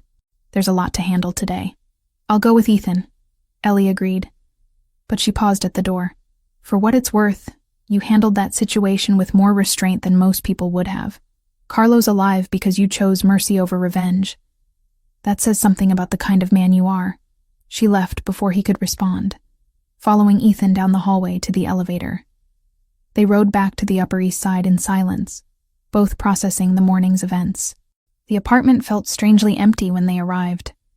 Ethan disappeared into his usual spot with his laptop, monitoring communications and security feeds. Ellie made lunch neither of them really wanted, just needing the familiar rhythm of cooking to settle her mind. The afternoon stretched long and quiet. Nicholas didn't return. Ellie worked on restaurant reports, reviewed menus, but her mind kept drifting back to the conference room, to Carlo's tears and Nicholas's cold fury, to the weight of betrayal and the price of misplaced trust. It was past 11 when she finally heard the front door open. Nicholas entered alone, having dismissed his usual security escort downstairs. He looked utterly drained, moving with the careful precision of someone operating on willpower alone. Ellie was in the kitchen, unable to sleep, making tea she didn't particularly want. She watched him head toward his office without acknowledging her presence. She should let him be, should respect his space and his process. But something pulled her forward, following him down the hall to the office door he'd left slightly ajar. Inside, Nicholas sat in the dark, a glass of whiskey in his hand, staring at nothing. He didn't react when Ellie entered. Didn't tell her to leave. Just sat there in the shadows, lost in thoughts she couldn't access. Ellie settled into the chair across from his desk and waited. She didn't speak, didn't offer comfort or advice or any of the useless things people said when they didn't understand what someone was going through. She just sat with him in the darkness, sharing the silence. "I knew his children," Nicholas said finally, his voice rough. "Carlo's kids. They're grown now, have families of their own. But when they were young, I went to birthday parties, school graduations. I was part of their lives because Carlo was part of mine. I'm sorry. I trusted him completely. Never questioned his loyalty or his competence. Never thought to look deeper when he started showing signs of stress." Nicholas took a drink, the whiskey catching the ambient light from the hallway. "And now, I have to live with the fact that my blindness put people at risk. Put you at risk." Ellie leaned forward. "Carlo made his choices, not you. He could have asked for help with his gambling problem. He could have come clean before it got out of control. He chose the Albanians instead. That's not your fault. Part of leadership is seeing these things before they become catastrophic. You're not psychic. You can't read minds or predict every possible betrayal." She paused, choosing words carefully. "You did what needed to be done today. You protected your organization and removed a threat. That's what good leaders do." Nicholas finally looked at her. Really looked at her, his dark eyes catching hers across the desk. "You shouldn't be here. You should be angry with me for dragging you into this mess." "I'm not angry." "Why not?" He sounded genuinely curious. "Your life was destroyed because of me. Because the Albanians want revenge for my continued existence. You should hate me. I saved your life," Ellie reminded him. "That was my choice. Everything that followed was consequence, yes. but not consequence I regret. These past weeks, working with your restaurants, building something real, it's more than I had before. More purpose, more challenge, more of a future than washing dishes and counting tips. That's rationalization. Maybe, she admitted, or maybe it's just the truth. I can't change what happened. I can only decide how I respond to it. And I'm choosing to see opportunity instead of catastrophe. Nicholas set down his glass and stood, moving around the desk until he was closer to her. In the dim light, his features were all sharp angles and shadows, intimidating and vulnerable at the same time. I care about you, he said quietly. More than I should, more than is wise given everything happening. But I need you to know that. Need you to understand that protecting you isn't just obligation anymore. It's personal. Ellie's breath caught. She'd sensed the shift in him over the past weeks. The way he looked at her sometimes when he thought she wasn't paying attention. The way he found excuses to accompany her to restaurant inspections, to share meals, to exist in her space. But hearing him say it aloud made it real in a way that felt both terrifying and inevitable. I care about you too, she admitted. I probably shouldn't. You're a criminal. Your world is violence and consequences I don't fully understand. But I do. I care. Nicholas reached out slowly, giving her time to pull away. When she didn't, his hand cupped her face gently, his thumb tracing the line of her cheekbone where the scrape had finally healed completely. This is a terrible idea, he said softly. Probably the worst. Ellie agreed. He kissed her then, carefully at first. Testing. She leaned into it, her hands finding his shoulders, pulling him closer. The kiss deepened, weeks of tension and unspoken feelings finally finding expression. When they finally broke apart, both breathing harder, Nicholas rested his forehead against hers. We can't undo this, he said quietly. Once we cross this line, everything changes. Everything already changed, Ellie replied. 3 weeks ago when a car exploded. This is just another change in a series of them. He kissed her again, less carefully this time, and Ellie let herself fall into it. Tomorrow would bring more complications, more dangers, more impossible choices. But tonight, in the darkness of his office with the city sleeping outside, they found something simple and true in the chaos of their tangled lives. The maps spread across the dining table looked tactical, military-grade precise.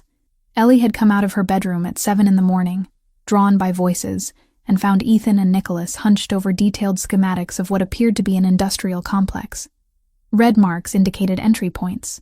Blue showed potential exit routes. Black X's marked positions she didn't want to think about too carefully. What is this? She asked from the doorway. Both men looked up. Ethan's expression became carefully neutral. Nicholas straightened, rolling his shoulders like they'd been bent over the maps for hours. We found them, Nicholas said simply. Carlo gave us enough information to triangulate their main operations center. Warehouse complex in Queens, industrial area, mostly abandoned buildings. They've been using it as a base for the past 6 months. Ellie moved closer, looking at the map spread across expensive wood. And you're planning to attack it? Yes. The blunt honesty shouldn't have surprised her anymore. Nicholas didn't deal in comfortable lies. When? Dawn tomorrow. We're coordinating with 2 other families who've been hit by Albanian expansion. Combined force of 20 men. Professional controlled operation. He pointed to different sections of the map. 3 entry points. Ethan commands 8 men here, covering the south exits. I take 12 through the main entrance. The Ricci family sends spotters to prevent civilian casualties if anyone wanders into the area. Ellie's stomach tightened. She'd known violence was part of his world, had witnessed the aftermath with the warehouse fire. But this was different. This was premeditated, planned, strategic warfare happening in her city while regular people slept. People are going to die, she said quietly. Probably. Nicholas met her gaze directly. Albanian combatants who've been trying to kill me, who've been threatening you, who've attacked my operations and injured my people. Yes, some of them will likely die tomorrow. And you're okay with that? I'm necessary with it, he corrected. There's a difference. I don't enjoy violence, Ellie. I don't take pleasure in it. But I'm willing to use it when other options have been exhausted. We've tried economic pressure. We've tried negotiation through intermediaries. They responded by escalating, by making this personal with that message at the warehouse. They're not interested in backing down, so we force the issue. Ellie circled the table, looking at the maps from different angles. What about police? FBI? Why not just give them this information and let them handle it? Because federal investigations take months. Because Albanian leadership would scatter before warrants were issued. Because by the time the system worked, if it worked at all, they'd have relocated and reformed elsewhere. Nicholas's voice remained calm, factual, and because this isn't about justice in a legal sense. This is about power, about sending a message that coming after us, after you specifically, costs more than they're willing to pay. So it's revenge. It's consequence, Nicholas said firmly. There's a difference. Revenge is emotional, disproportionate. Consequence is measured, strategic. We're not going there to murder everyone we find. We're going to capture their leadership, specifically Arben Krasniki, and force terms. Make him understand that continued hostility means total war with multiple families, which he cannot win. Ethan cleared his throat softly. Boss, we should review the timeline. Give us a minute, Nicholas interrupted, still watching Ellie. Ethan nodded and retreated to the kitchen, giving them space. Nicholas came around the table to stand closer to her. I know this isn't your world. I know it seems brutal and wrong by the rules you grew up with. But it's the reality of the situation we're in. The Albanians won't stop because we ask nicely. They won't stop because it's the right thing to do. They'll stop when continuing becomes too expensive, when they understand that their survival depends on leaving us alone. And the people in that warehouse? Ellie gestured at the maps. The ones who aren't leadership? The guys just following orders? They'll have opportunity to surrender, Nicholas said. This isn't a massacre. It's a targeted operation. We want Arben alive. We want his lieutenants alive if possible. Anyone who drops their weapon and steps back walks away. But anyone who fights back will be met with appropriate force. Appropriate force. Such clinical language for violence and death. Ellie looked at the maps again, at the careful planning that had gone into this operation. She thought about the past weeks, about the bounty on her head, about seeing her face spray-painted on a burned warehouse wall, about living in constant fear, constantly looking over her shoulder. Her entire life collapsed because she'd noticed a red wire. I don't want innocent people hurt, she said finally. Neither do I. That's why we're doing this at dawn, when the area is empty. That's why we have spotters to keep civilians away. That's why the plan is capture and negotiate, not indiscriminate violence. But if they fight back, then we defend ourselves with lethal force if necessary. Nicholas didn't flinch from the truth. I won't ask my people to die to protect men who are actively trying to kill them. That's not reasonable or realistic. Ellie crossed her arms, feeling cold despite the warm apartment. I hate that this is happening. I hate that it's necessary. I hate that I understand why you're doing it. You can hate it and still accept it, Nicholas said quietly. The two aren't mutually exclusive. I've been doing this for 15 years, and I still hate most of it.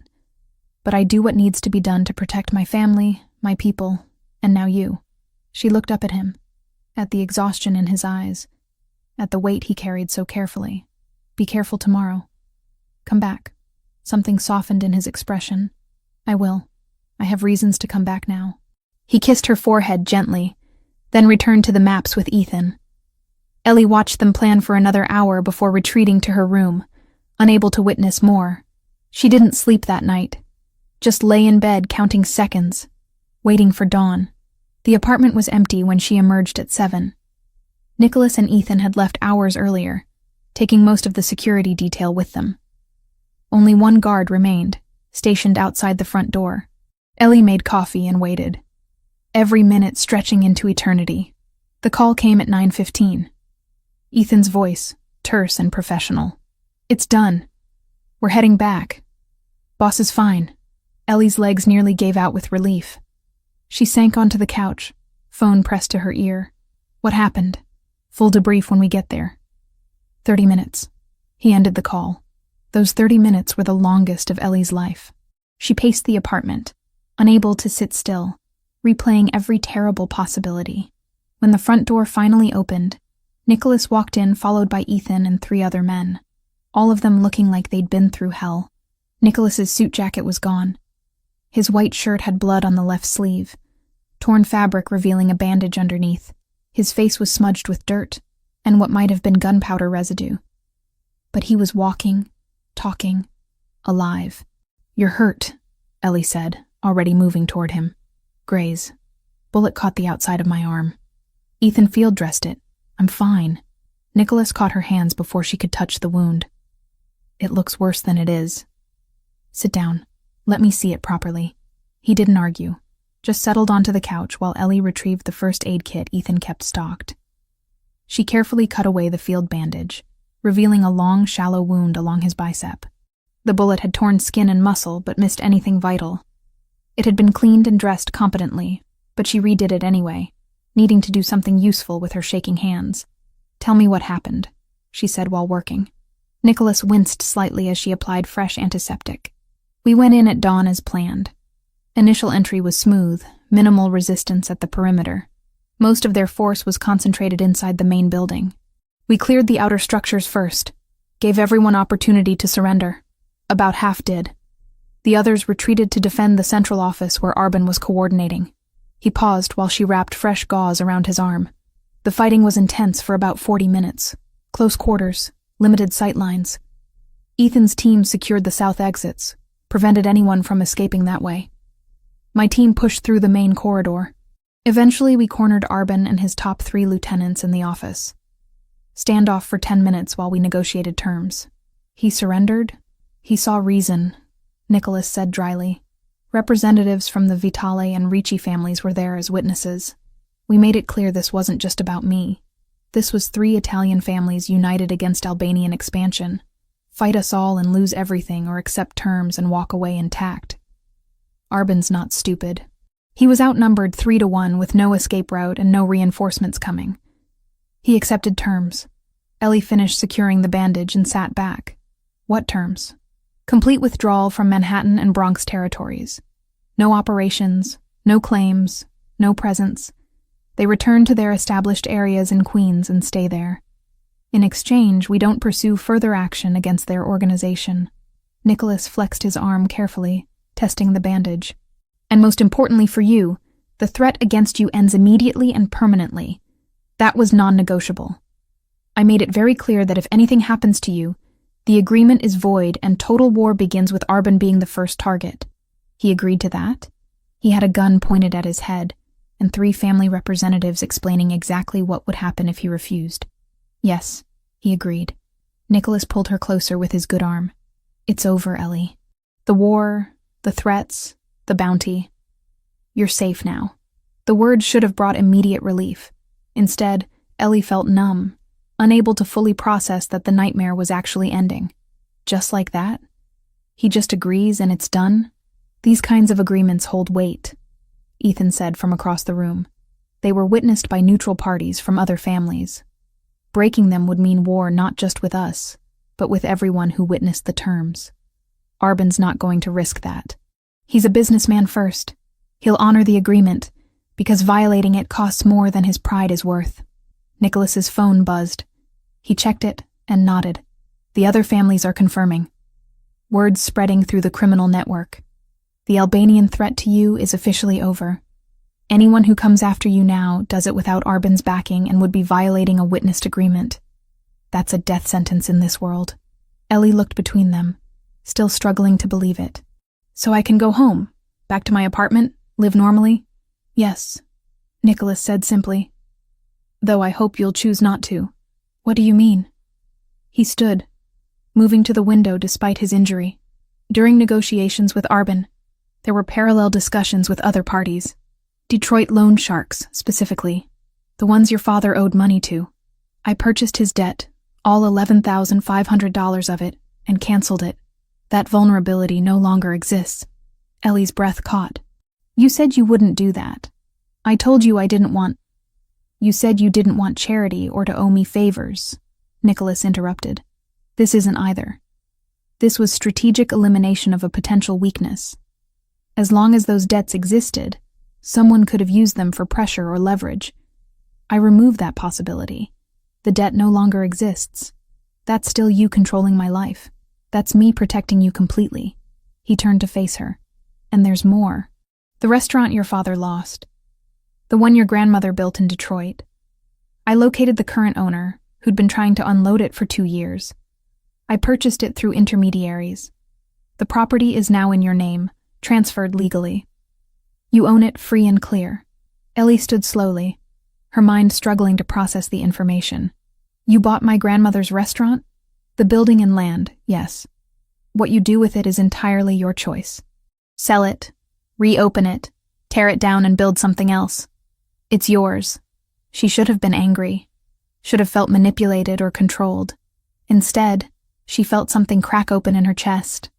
A wound she hadn't realized she'd been carrying for 6 years. The restaurant her father had lost, the symbol of his failures and her family's destruction, was hers now. Not a burden anymore. A possibility. Why? Her voice came out rough. Because you deserved closure. Because that place meant something to you beyond money or property. Because I can give you that, and it costs me nothing compared to what you've sacrificed because of me. Nicholas crossed back to her. And because I'm trying to show you that what I feel for you isn't about control or obligation. It's about caring for someone and wanting to give them the things that matter. Ellie's eyes burned with tears she refused to let fall. That's too much. The debts, the restaurant, it's all too much. It's exactly right, he said firmly. You saved my life. You got dragged into a war you didn't start. You've handled everything with more grace and strength than anyone could reasonably expect. This isn't charity or manipulation. This is me trying to give you back some of what you lost.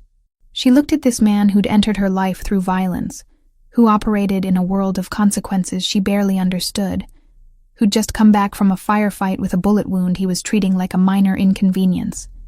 This dangerous, complicated man who was offering her freedom and closure wrapped in gestures that should have terrified her. My brother, Nicholas said quietly. Marco. I told you he died in a car bomb 5 years ago. I remember. I never found who ordered it. Never got justice or revenge or even understanding. I've carried that weight every day since, wondering if I'd been more careful, more paranoid, if I could have saved him. His dark eyes held hers. When that Mercedes exploded, and you were underneath me, debris raining down, I realized I had a chance I didn't get with Marco, a chance to actually protect someone who mattered, to not lose someone else to this life. I'm not your brother. No, but you're someone I care about. Someone who deserves better than living in fear and looking over her shoulder forever. So yes, I eliminated the debt and bought the restaurant.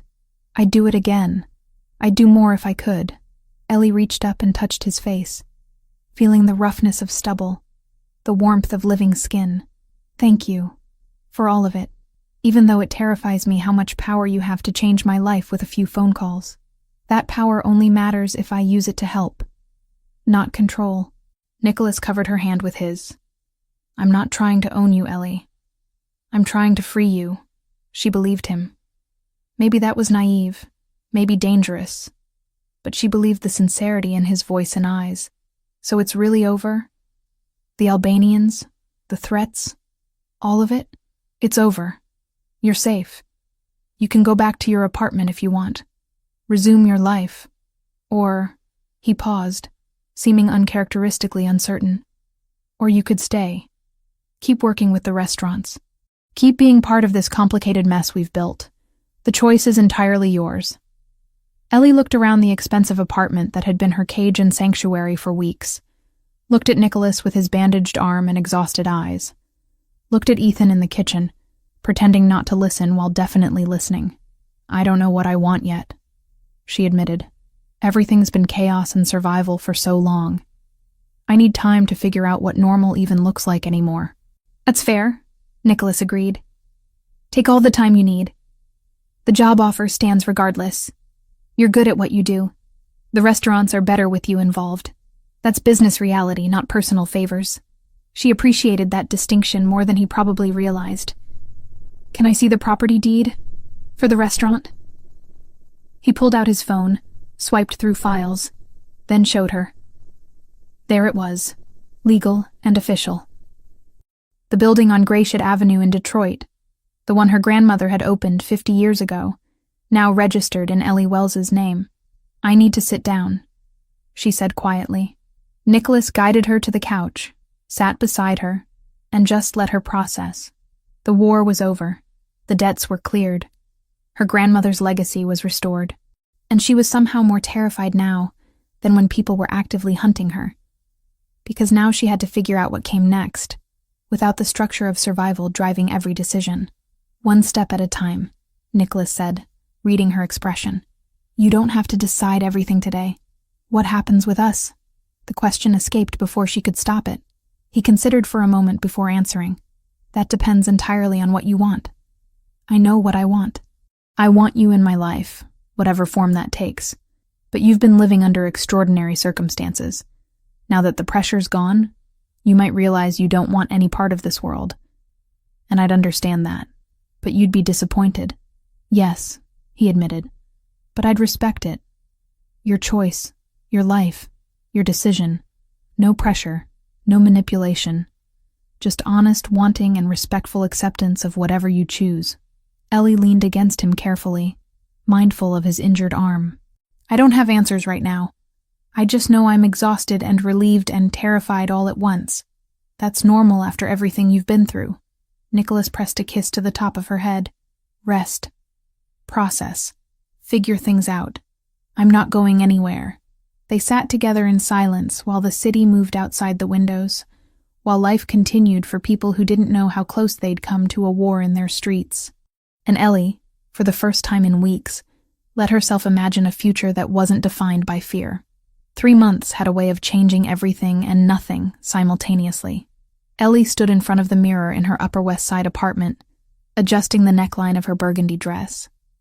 The color was rich without being flashy, elegant without trying too hard. Perfect for tonight's reopening of Fiore d'Oro, the restaurant where everything had started with fire and violence and a red wire that shouldn't have been there.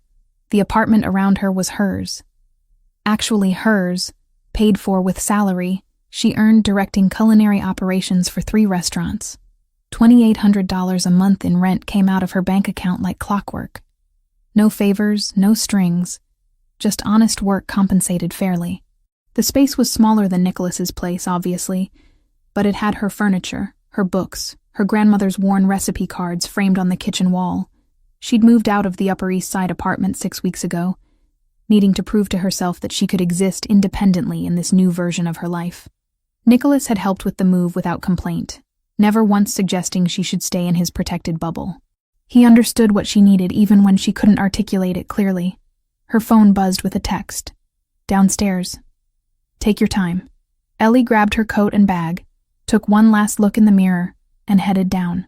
The Blacktown car waited at the curb, Nicholas leaning against it in a charcoal suit that probably cost more than her entire wardrobe. He straightened when he saw her, his expression shifting from neutral to something warmer. "You look beautiful," he said simply. "You clean up okay yourself." She let him open the car door for her, sliding into the familiar leather interior. They'd fallen into this rhythm over the past months, working together during the day, restaurant inspections and menu planning and staff training. Dinners together most evenings, either at his place or hers, slowly building something that felt real instead of forged in crisis. The physical relationship had developed naturally, carefully, both of them aware that they were navigating complicated territory. Ellie had given her FBI deposition 7 weeks ago, a formal 3-hour interview with Nicholas's lawyer present. She described the valet, the red wire, the explosion, everything she could remember. The agents had been professional, almost sympathetic, clearly understanding she'd been caught in something beyond her control. The investigation into the car bombing had stalled after the Albanians withdrew from contested territories. Without active cooperation from surviving witnesses, and with the primary suspects having left the jurisdiction, the case remained open, but inactive. Ellie had been told they might need follow-up testimony if the case progressed, but she wasn't holding her breath. "Nervous?" Nicholas asked, as they drove through evening traffic. "A little," Ellie admitted. "It's strange going back there. Last time I was at Fiore d'Oro, someone tried to blow you up in the parking area. Different valet service now, he said dryly. Thoroughly vetted. The restaurant looked transformed. The explosion damage had been completely repaired and the entire facade renovated. New windows, new entrance, subtle lighting that made the building glow warmly against the darkening sky. A small crowd had already gathered outside, well-dressed people waiting for the doors to open. Ethan stood near the entrance, coordinating security with practiced discretion. 6 other men Ellie recognized from Nicholas's organization were positioned strategically around the perimeter, trying to look like regular guests, but fooling no one with their watchful eyes and obvious earpieces. Is all this security really necessary? Ellie asked as they approached. Probably not, Nicholas admitted. But it makes me feel better. Humor me. They entered together, Nicholas's hand resting lightly on the small of her back. The gesture was proprietary but not possessive, a statement more than a claim. People noticed. Of course they noticed. Nicholas Pellegrini arriving with a woman, treating her like she mattered, walking through the door together as equals, rather than boss and employee. The dining room sparkled. New fixtures, refinished floors, tables set with linens so white they almost glowed. The kitchen, visible through the open window, showed gleaming equipment and chefs already working with choreographed precision. Antonio was there, leading the team Ellie had trained over the past months. He caught her eye and nodded respectfully. "Miss Wells," the hostess greeted warmly. "Mr. Pellegrini, your table is ready." They were led to a private corner table with a view of both the dining room and the street outside. Ellie could watch the organized chaos of opening night while maintaining some semblance of privacy. Nicholas held her chair, waited until she was settled before taking his own seat. The restaurant filled quickly. Ellie recognized some faces from the other Pellegrini establishments. Others were clearly from Nicholas's world, men and women who moved with that particular awareness that came from living in dangerous circles. They nodded respectfully to Nicholas, their eyes lingering curiously on Ellie before moving on. No one approached the table, no one interrupted. "They're speculating about us," Ellie observed quietly. "Let them speculate." Nicholas poured water from the carafe on their table. "What we are is our business, not theirs." "And what are we exactly?" He looked at her directly, his dark eyes serious. "We're 2 people who found each other in the worst possible circumstances and decided to build something real anyway. We're partners, equals. Whatever labels you want to put on it, that's the foundation." A waiter appeared with wine, the good stuff from the reserve list Ellie had personally curated. They went through the ritual of tasting and approving, then ordered dinner. Antonio had prepared a special tasting menu for tonight, showcasing techniques Ellie had helped him rediscover. Traditional preparations elevated with modern precision. The first course arrived, a simple caprese that was anything but simple. Buffalo mozzarella so fresh it still held warmth, tomatoes at perfect ripeness, basil that smelled like summer. Ellie took a bite and nodded with satisfaction. This was what food should be. Honest, excellent, unpretentious. "You've done amazing work with these restaurants," Nicholas said, watching her enjoy the food. "Revenue is up across all 3 locations. Customer satisfaction scores improved significantly. You've built something real here." "We built it," Ellie corrected. "You gave me the platform and resources. I just used them well. Don't diminish your contribution. You're genuinely talented. The restaurants were profitable before, but they're exceptional now. That's your doing." The praise warmed her more than it probably should. She'd spent so much of her life feeling like she was falling short, chasing dreams that stayed perpetually out of reach. These past months had been the first time she'd felt truly successful at something that mattered. Between courses, Nicholas reached into his jacket and produced a cream-colored envelope. He set it on the table between them, not offering it yet, just letting it exist there. "What's that?" Ellie asked. "Something I should have given you weeks ago, but the timing never felt right." He slid it across the white tablecloth. "Open it." Ellie picked up the envelope carefully, feeling the weight of quality paper. Inside was a single document, folded once. She opened it and read, her breath catching as the words registered. Property deed. The address on Gratiot Avenue in Detroit. Her grandmother's restaurant. The one her father had lost. The one Nicholas had purchased weeks ago. But the document was dated yesterday. Transfer of ownership from Nicholas Pellegrini to Ellie Marie Wells. You already told me you bought it, she said, voice tight with emotion.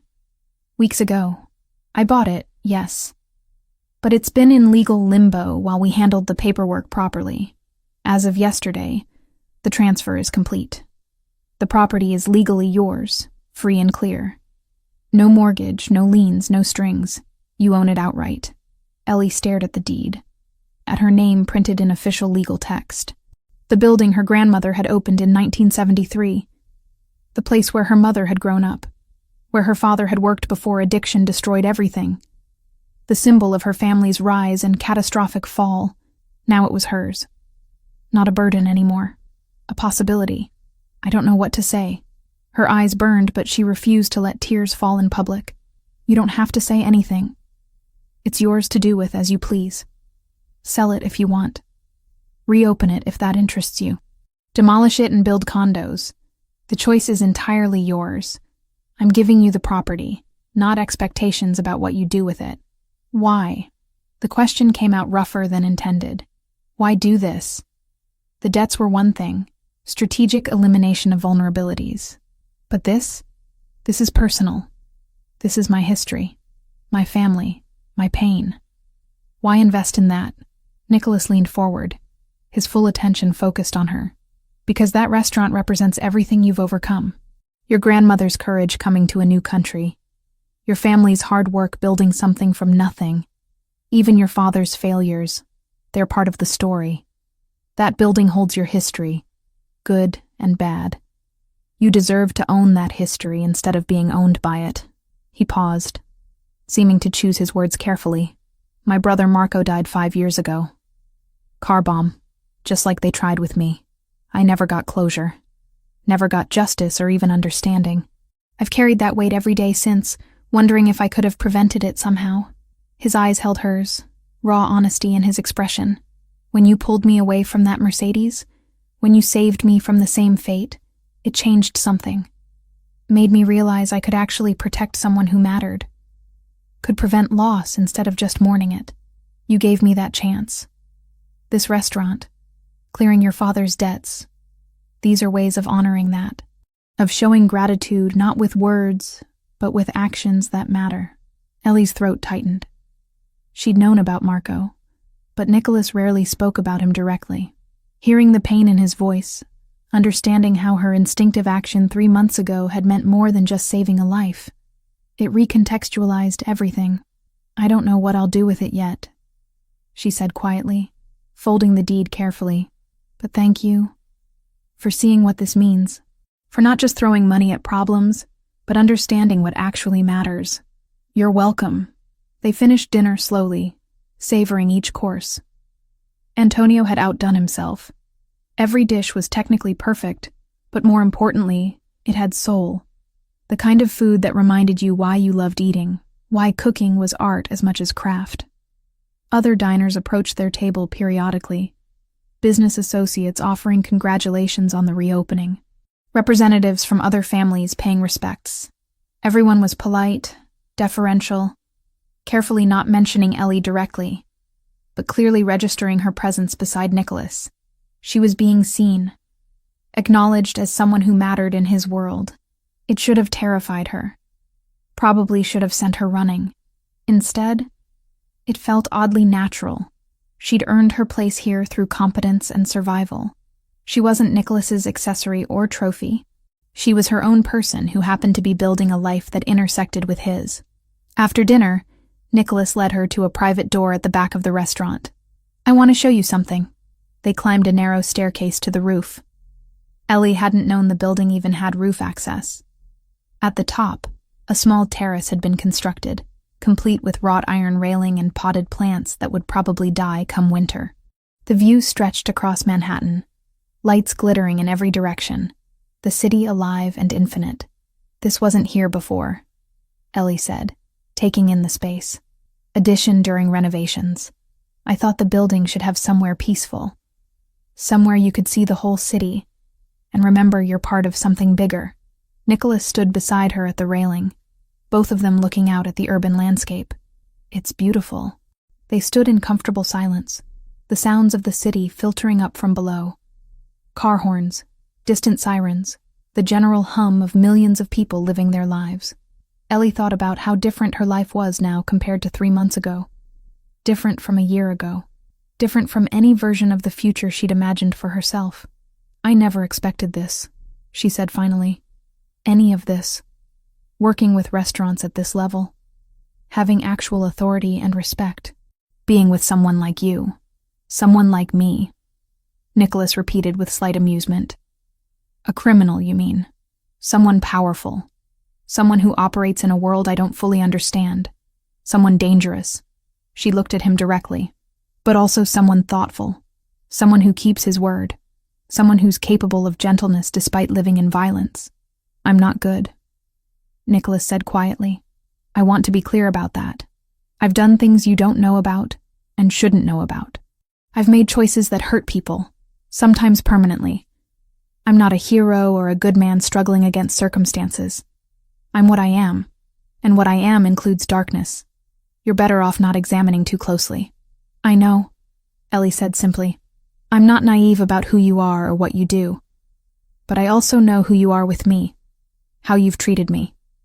The respect you've shown even when you had all the power and I had none. That matters too. Does it matter enough?" The question was vulnerable in a way Nicholas rarely allowed himself to be. "Enough for you to stay? To keep building this thing between us?" Ellie considered carefully before answering. "I spent 3 years in New York before I met you. Working terrible hours for bad pay, barely scraping by, with no real future except more of the same. I was surviving but not living. Not really." She gestured at the city around them. "Now I'm doing work that matters. Running operations that affect people's livelihoods. Making decisions that have real consequences. I'm using skills I thought were wasted. Building something that feels important. And yes, I'm with someone who makes me feel valued in ways I didn't know were possible. But," Nicholas prompted, hearing the hesitation, "but I'm also realistic. Your world is dangerous. There will be other conflicts, other wars, other situations where violence is the solution. I can't pretend that away or convince myself it won't happen." She turned to face him fully. "What I'm saying is, I'm choosing this with eyes open. Choosing you. Choosing this life. Knowing exactly what it includes. Not because I'm naive or desperate or don't have other options, but because despite everything, this is where I want to be." Nicholas pulled her closer, his hands warm on her waist.